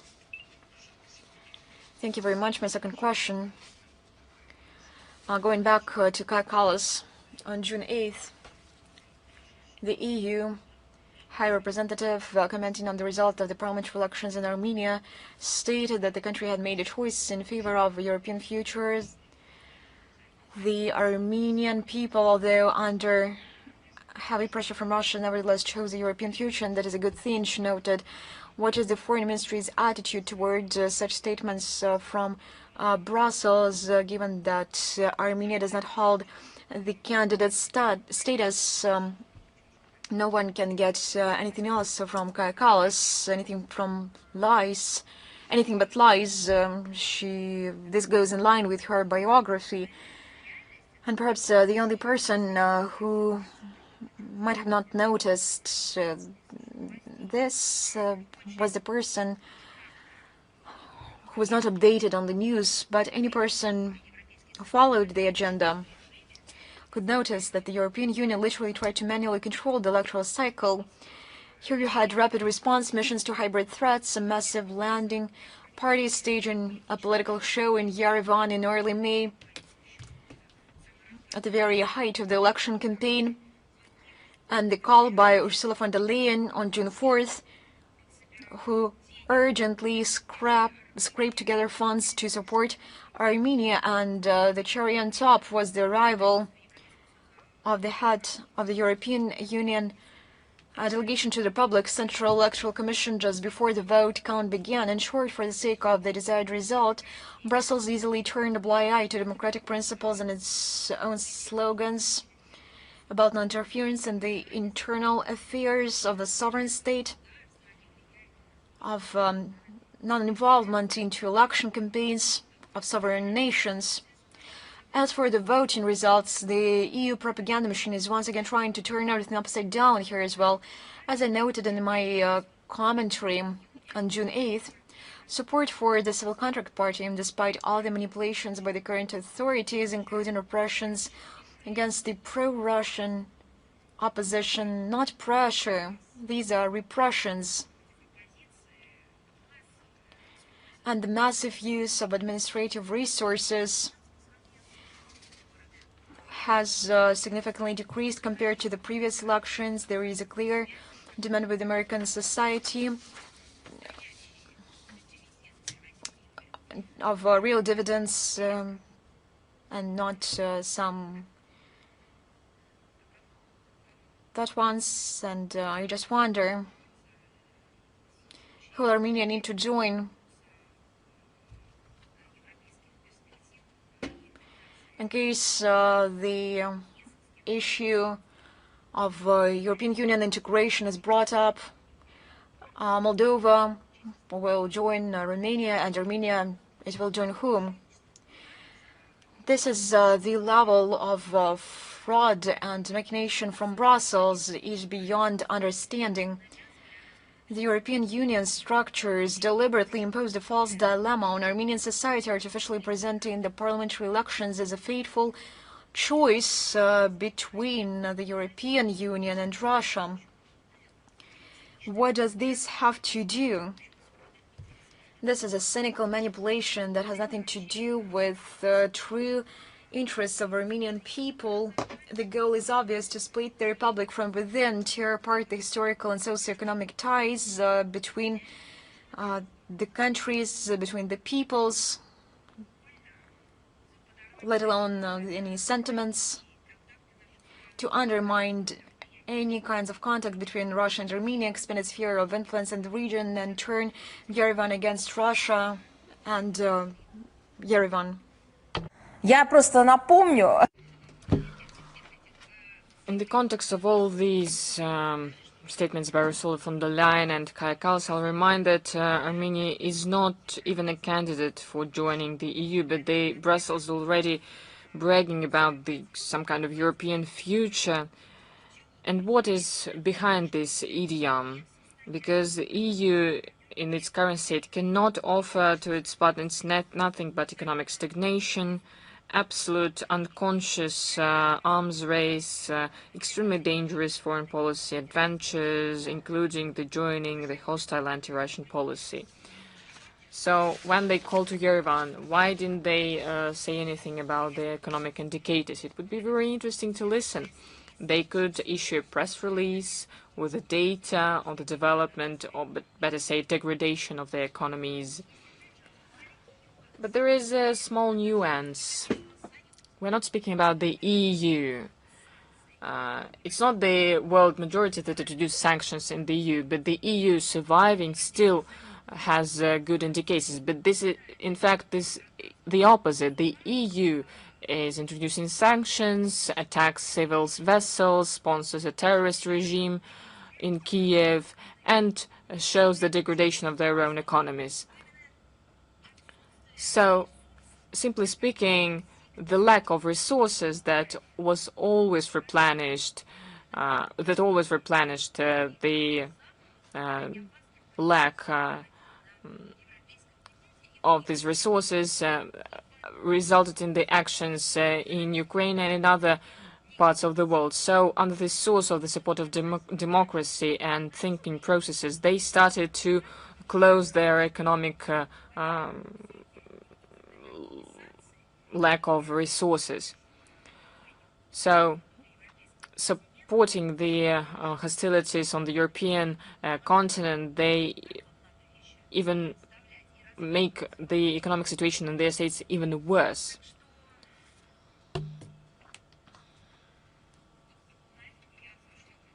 So this would be the end of my answer to your question. Thank you. Anadolu, are you here? Madam Zakharova, good afternoon. We're here. The question is about Sergei Lavrov, who had a meeting with one of the candidates for the post of the UN Secretary General, Michelle Bachelet. In April, he met with Secretary General of UN Conference on Trade and Development, Mr. Greenspan, who also wants to be the UN Secretary General. So who Moscow is going to support given the criteria? So which candidate is closer to Moscow? You said quite right. On the 8th of June, Sergei Lavrov met the candidate for the UN Secretary General, Michelle Bachelet, who was the previous president of Chile. In May, Sergei Lavrov had a meeting with a different candidate for the UN Secretary General, the Costa Rica the representative of Costa Rica, Ms. Greenspan, who is the Secretary General of UN Conference on Trade and Development. He was also visited by Mr. Grossi, who also wants to be the head of the UN Secretariat. But Grossi was received as the Secretary General of the IAEU and not as a candidate for the UN Secretary General. So now we're reaching the decisive phase of this process. In April, there was interactive dialogues during which most of the candidates were presented. There are 5 people, and they presented their election campaigns. They answered the questions of the member states. At the end of July, the UN Security Council will start an indicative vote process, according to which these are like several procedures, and during these procedures we will see the most favorable candidate, and his candidacy will be presented for the consideration of the UN General Assembly. We are following closely this election process. All the candidates stay in contact with us. We know their views on the reform of the UN, and its reform according to the existing realities. The UN Security Council should answer to a range of criteria. We have said it already, but we need to say that the Secretariat must be a very effective administrative organ, and it should be equidistant, be faithful regarding the UN Charter. It should promote the equitable agenda based on the consensus decisions, and take correct decisions considering the territorial issues. If we're speaking about the Secretary General Guterres and his team, now Secretariat is in a deep crisis. But as you understand, based on what I've said, part of this process is public and part of this process is closed. Thank you for your answer. Thank you. Virelka, are you here?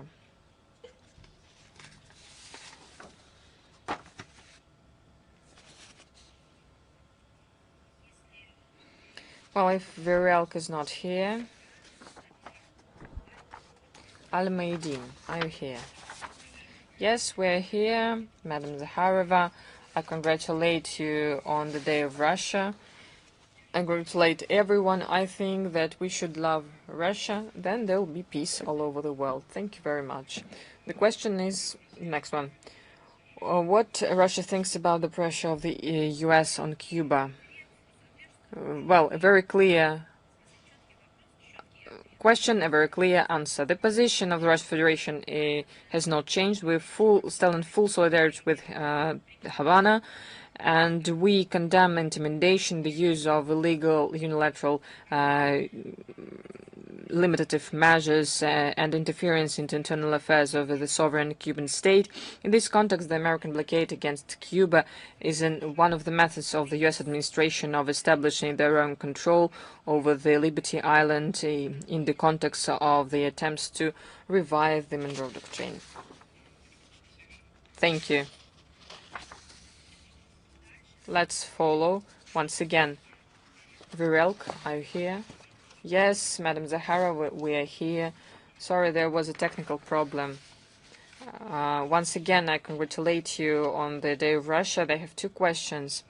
We have answered the first issue, your assessment, the assessment of the elections in Armenia, but I would like to ask you about the dangers that were voiced after the elections by the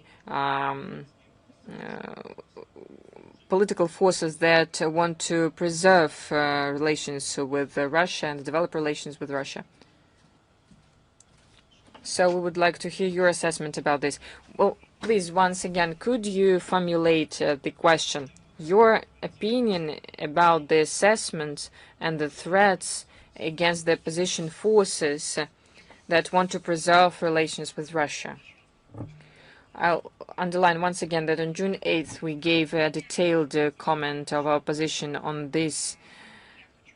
And once again, I would like to state that the atmosphere of the electoral process in Armenia, including many informations that confirmed the information,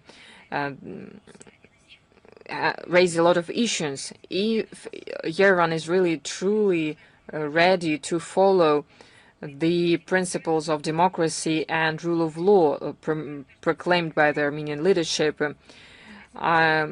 so we will wait for the determining results of the elections in Moscow. We are following what is happening. The total pressure, and I would like to say, is unprecedented pressure on opposition. Arrests even on the day of the election. The arrests of politicians and public figures that stand for the interests of Armenia, and they stand for the preservation and strengthening of Russian-Armenian relations. We cannot understand it, and for us it is absolutely unacceptable. I do not know, if we're speaking about democratic state, how can it be acceptable to arrest those people who participate in electoral processes on the day of election or the day before of election under a far-fetched pretext. So this is unacceptable, horrible atmosphere of repressions. All of this is not only bad in itself because it does not correspond to the declared track, it does not correspond to the legislation and legal obligations. Right now, it also has very direct results and consequences, a horrible division in the Armenian society. In my view, the task of every political figure that has power is to contribute to the unification of nation, especially when we are speaking about a mononational state. Of course, there are representatives of different cultural movements, but basically it develops in very unified track. So we need to preserve this unity. This should be a cause for being proud. This is an asset that a political figure, state figure, should take into account, first of all. So we see a horrendous division which Armenian society has found itself now. So before the election, Russia has made very harsh declarations about the cooperation of Armenia with the EU. Will Russia's position change after the election, given the approach which after the elections was voiced by Mr. Pashinyan, that it will continue the Euro integration, but still Armenia will still be a member of the EAEU? Well, without removing the word harsh, I would like to add the word realistic. Yes, maybe it is harsh because many people had illusions. They were imposing this illusion on others. So it's harsh not because it is harsh, because there are no other options, but we wanted to return people to reality. In this context, it is harsh, but it is realistic, so I accept this definition. We said many times that our relations to Armenia are not subject to fanciful volatility. Even if these are difficult historic periods, elections, or results of the elections, what truly matters are fanciful steps and actions. We see that the authorities of Armenia rapidly move towards the EU in their deeds and in their words, and they were demonstrating it. Does anyone wait them for them there? Well, this is a rhetoric question, and I think the answer is obvious. Even those who were candidates are not weighted. So the Republican leadership tries to persuade their citizens that there is no option between the EU and the EAEU, so they can receive the preferences of the EAEU and be prepared for become members in another economic bloc. Well, it is not possible. Such attitude of dependence to us, to the EAU partners, is not something that we will accept. It is harsh. Well, it is harsh, but it is realistic.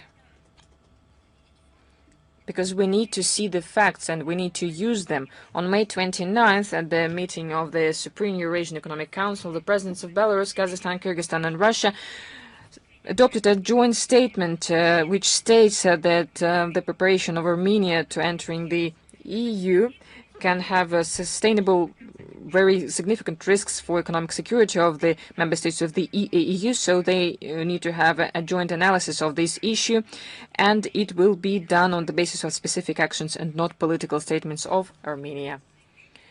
Moreover, these statements remind a little bit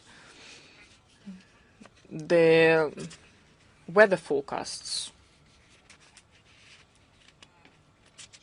So because there is no some kind of a fact assessment, once we hear one thing and in the other statement we hear something else. So those who make the statements do not see any contradictions, but in any case they do it, but for some reason. The Голос Отечества, are you here? Madam Zakharova, good afternoon, colleagues. Good afternoon. Голос Отечества, Nadezhda Kotechnikova. I would like to thank you for congratulations on the Day of Russia, and I would like to join these congratulations. I would like to wish everyone to reach the goals set by Vladimir Putin so that our sovereignty was inviolable, and so that our opponents and enemies would remember that day when they wanted to inflict a strategic defeat on our country. Thank you very much. And I would like to ask a question now. The United States regularly make a reference to the rules-based order that you mentioned, which contradicts the UN Charter. So what we're speaking about, a replacement of the international law on the creation of a different legal reality. Please, could you give several examples where such a manipulation affects the system of global security? Thank you. Well, I'll start with the end. Well, I have given examples already. What are they doing in the sea, the seizure or the destruction or explosion, attacks against civilian vessels under the supposed pretext of the existence of shadow fleet? These are specific examples. There is international maritime law, which they signed. At the same time, they're opposing not legal norms and they're not implementing them. They are imposing some kind of rules that they have created. There was a program that was approved by the UN in the context of the situation in Libya. This program ended, but at the same time, they keep following it. There is another example which is close to international law, but it contradicts its fundamental norms. Covering themselves, their actions with the international law, they introduce their own rules. But I would like to point out that over the recent years, the rules-based order has reduced. Dimensions of it reduced because people started asking question, why are you mentioning international law? Are you trying to cancel it like you are trying to cancel Pushkin, Tchaikovsky, and Prokofiev?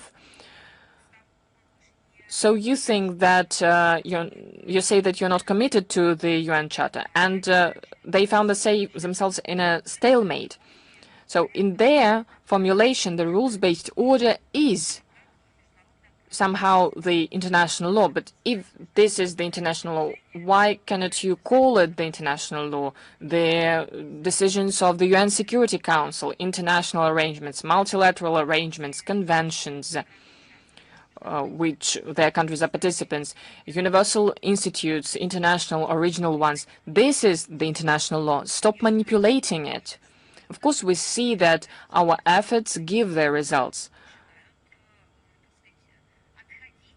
They're starting to deviate from something that was obviously called by their narrative, and they stop imposing this narrative to everyone. So this concept was not accepted. It could not undergo the proof of time. It was not accepted by people. So this chewing gum was not taken by people as a food, and they just spit it out. This approach was imposed over the 10-15 years. It all started long before from the political platforms. And I think that 7-8 years ago, Russia started actively to ring all the bells, sound the alarm, saying that right before our eyes, we see the replacement. You know, there can be different kinds of theft. Sometimes you steal something, but sometimes there was a copy given instead of the original. This is how some artistic works are being stolen. So that the fact of stealth cannot be revealed at once. This counterfeit would hinder the investigation because the picture is still in place, and only afterwards, during the expertise, one will learn the truth. Something similar happened in this case. They wanted to steal the international law, to distort it somehow, and only on the place of international law, they put instead the rules-based order, which is known to no one. This is what they were going to do, and Russia started to attract the attention of everyone that such replacement is taking place with a direct objective to get rid of international law. These memes or narratives were heard from U.S. authorities and other Western officials. They were moving from one document to another. From the outside, this is an innocent wording, but in reality, this was made in order to equal international law. Different and various standards elaborated during various Western get-togethers. They were going to integrate them and to reduce to zero or lose international law. These pseudo-norms are being written to serve mercenary interests of Western states and are imposed on the rest of the world under the guise of being allegedly universally accepted. However, when it comes to true norms of international law, agreed upon by all interested states, the West likes to turn a blind eye or to open eyes whenever it suits them, and this necessity is being established by themselves. Russia consistently opposes this trend.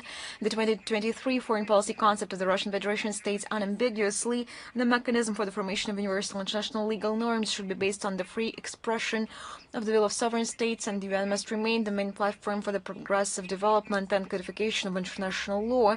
Further promotion of the concept of a rules-based world order is fraught with the destruction of the international legal system and other dangerous consequences for humanity.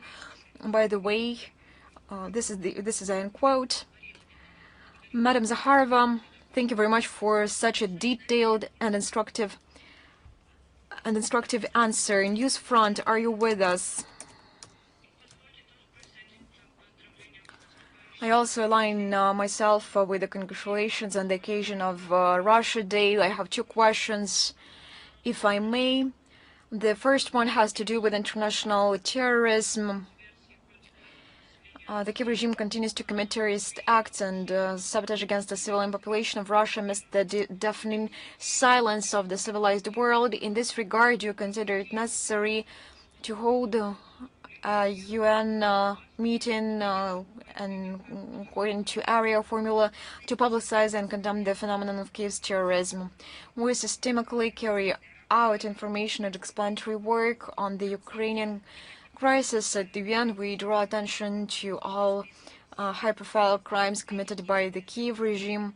It was Russia that requested the convening of an emergency UN Security Council meeting regarding the terrorist attack on Starobelsk on the very same day, May 22nd.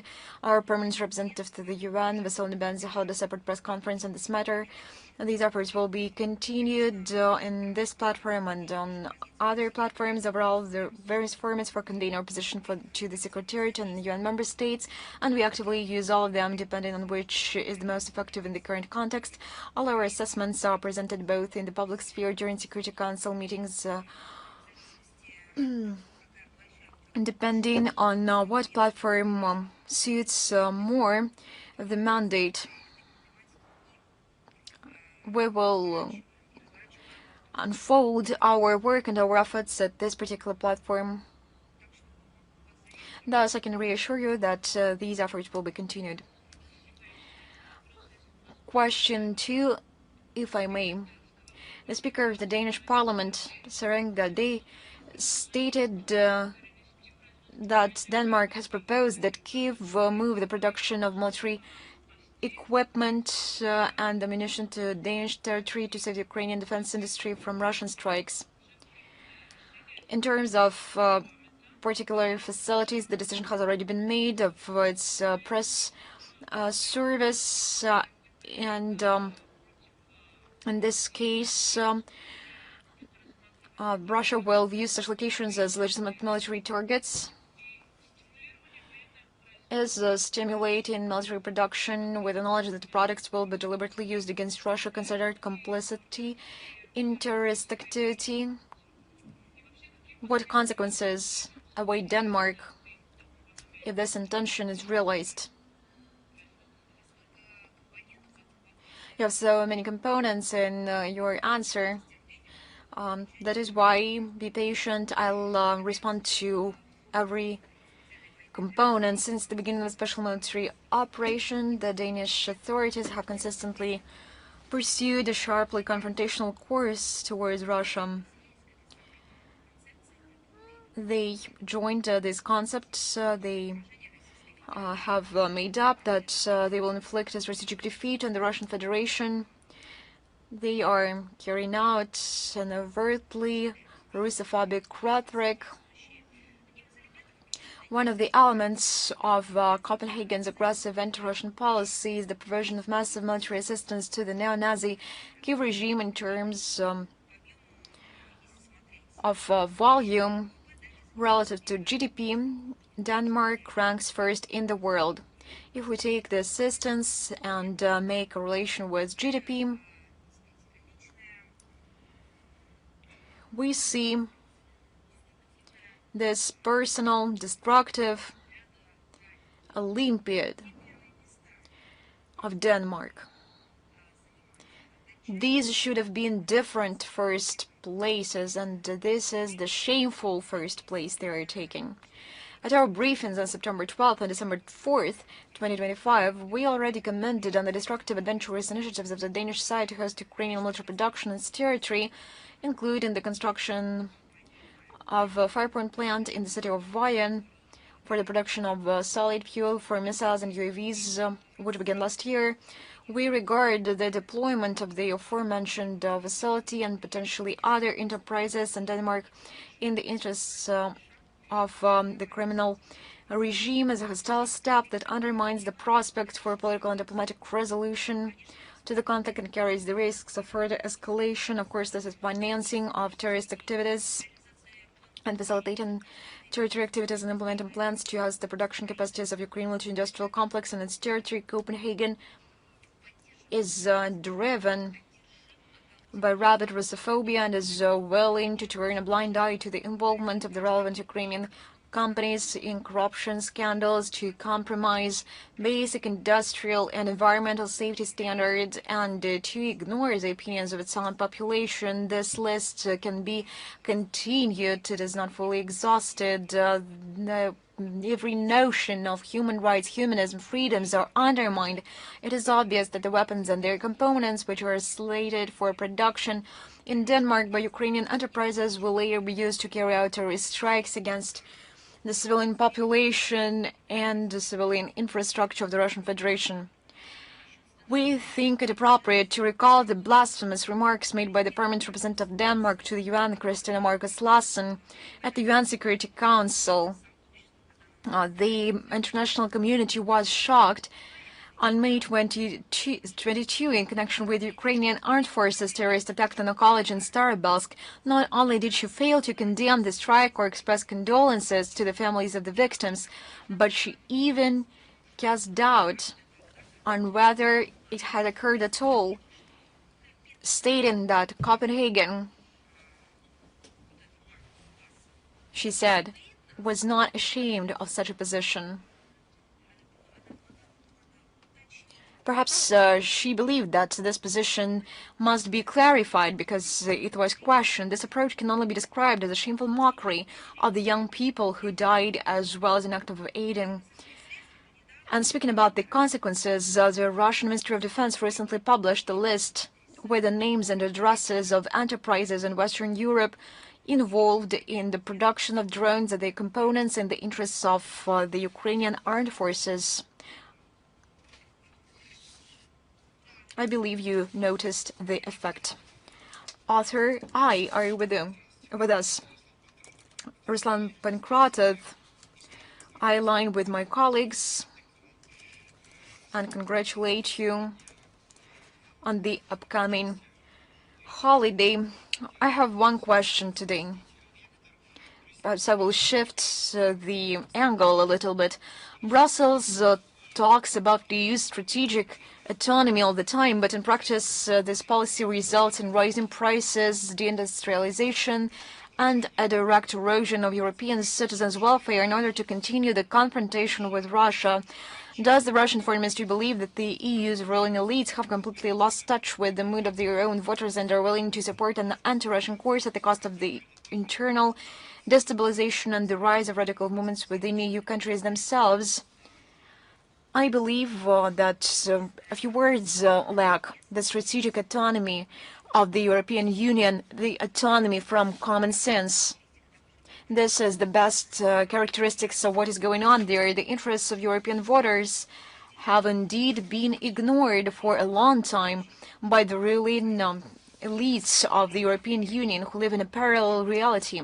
I would like to say even more. This is not merely ignored, but runs counter to what European citizens are demanding from their authorities, regardless of the fact that democracy has not been banned there, in words at least. The very attempts of the European Union to abandon energy cooperation with Russia, increase in military spending, and sponsoring the Ukrainian regime have already led to disastrous consequences. Let us see the clear facts. The EU's economic growth rates have been below the global average for several years now. In 2023, the bloc's GDP increased by only 0.4%, in 2024 by 1%, and in 2025 by 1.5%. Moreover, the indicators of the bloc's leading economies are much worse. GDP growth in Germany in 2025 was a mere 0.2%, in France 0.8%, and in Italy 0.5%. Perhaps we will find some arguments to explain why things are happening in this way. Perhaps they are facing a natural disaster, a catastrophe, a man-made catastrophe. Perhaps the continents are facing some unthinkable challenges and sufferings they were unprepared for. Nothing of this kind. These all developments are man-made because they wanted to find solutions to emerging problems through legitimate means by interfering into domestic affairs of sovereign states, rechanneling resource flows, manipulating political agenda to serve their interests, and guaranteeing competition preferences for their own for their own operators that do not go in line with WTO principles as a result.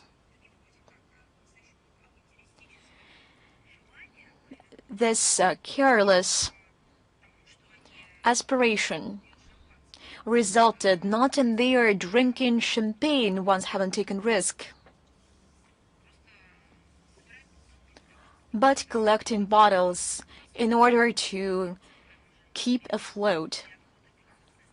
We are not inventing these figures. This is their own statistics. This year, the situation will only worsen due to the Middle East crisis. The European Commission has downgraded the GDP growth forecast for 2026 from 1.4% to 1.1%.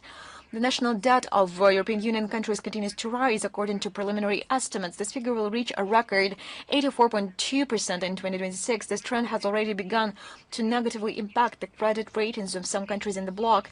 The chemical, steel, and automotive industries are in crisis, in a profound one. Tellingly, according to the European Automobile Manufacturers Association, in 2025, the European Union's import of passenger cars from China in terms of value, 13.7 billion euros, exceeded its exports to China, 8.3 billion euros, for the first time.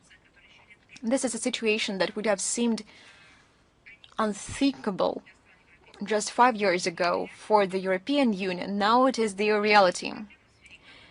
Brussels responds to the multiplying economic problems the only way it knows how. It would be better to say, because they do not know how to do this, and they made it their political slogan. With yet another set of roadmaps and strategies, the effectiveness and the development of their favorite packages of sanctions. Overall, one gets the impression that the course towards their so-called strategic autonomy from Russia, but now we understand that it is the autonomy from common sense, which is the goal in and of itself, has gradually evolved into the demolition of national interests of their member states. If we try to find an answer to the question whether this regime is viable in the long term, it is obvious. This all results in nothing but global chaos on the territory of Western Europe countries, and we have all the indicators of that. Thank you very much. Embassy Live, Посольская жизнь, are you with us? Good afternoon, Madam Zakharova. I would like to congratulate you on the upcoming holiday. Следует ли воспринимать прозвучавшую на ПМФ фразу «работайте, братья» как политический сигнал о смене акцентов в пользу более жестких подходов, или дипломатические возможности российской стороны не считаются исчерпанными? Благодарю. Ну, я не знаю, мне кажется,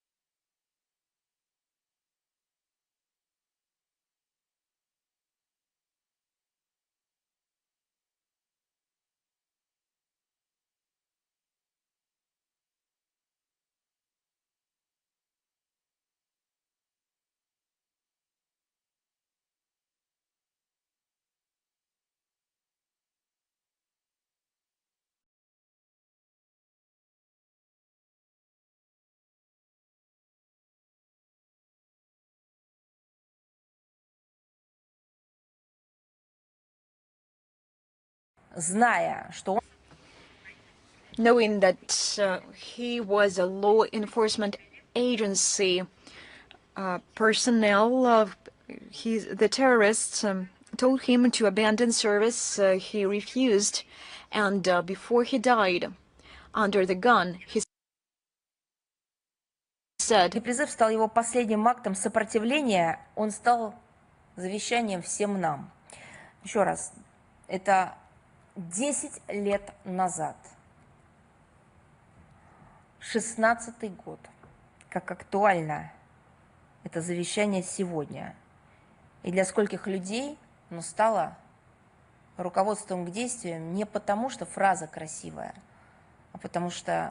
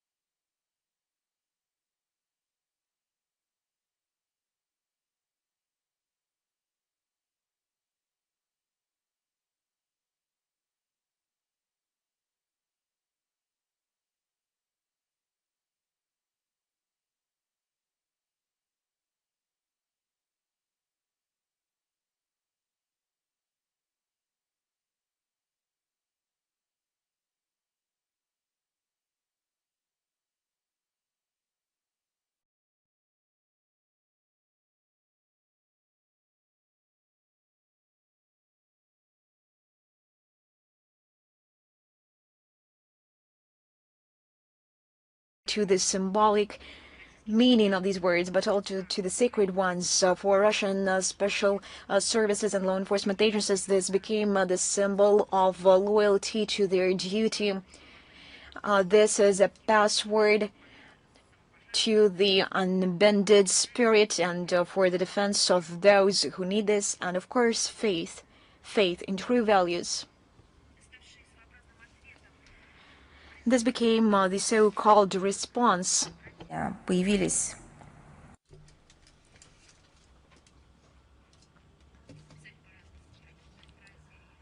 So there were versions of this phrase, like "work brothers," "let's go brothers." They were put on the chevrons, on the vessels, well, everywhere. Well, where people were fighting against Nazism and fascism, any ideology where civilians needed protection. So you could read these words everywhere. I know that you are following closely our briefings. Maybe you have paid attention that every time when I have to give a list of crimes committed by the Kiev regime against their own civilians and the civilians of our country and other countries, I end this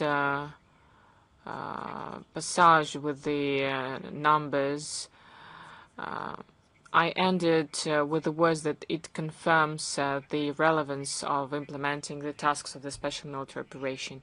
We need to stop this horrendous acts committed by the Kiev regime and their clique to prevent the existence on the borders of the Russian Federation of an outright Nazi regime, or because it prohibits the Russian language, terrorizes Ukrainians, Russian and other nationalities that used to live peacefully on the territory of Ukraine. And if we take Kiev regime and its methods, the same methods were used by the bandits that 10 years ago killed Lieutenant Bagabanov that I've already mentioned.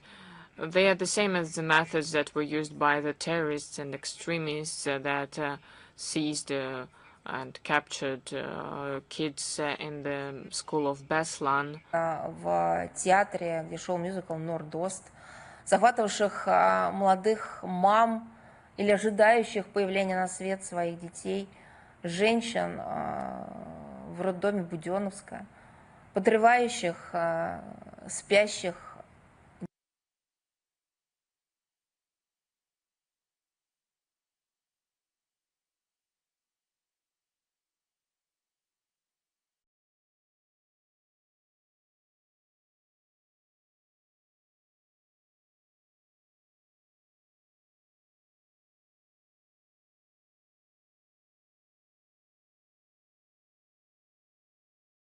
Tongue, their own language. and they were using their own languages for producing, printing, editing works. They were destroying books. So the phrase that was said by the President of Russian Federation confirms the principled approach that was voiced on different levels. The goals of this special military operation must be implemented. Of course, we did everything to reach the results with the use of policy and diplomacy, and you have seen evidence of that. Russia, with its deeds, not just words, expressed its interest in it. In those world capitals like Paris, London, Brussels, Berlin, if they think that they continue their bloody business, that in fact means the destruction of the Ukrainian people, and they can continue inflicting strikes against the civilians, it means that the Russian armed forces will continue to work till all the goals are implemented. Thank you very much. I congratulate you once again on the Day of Russia. I wish you all the best. Thank you.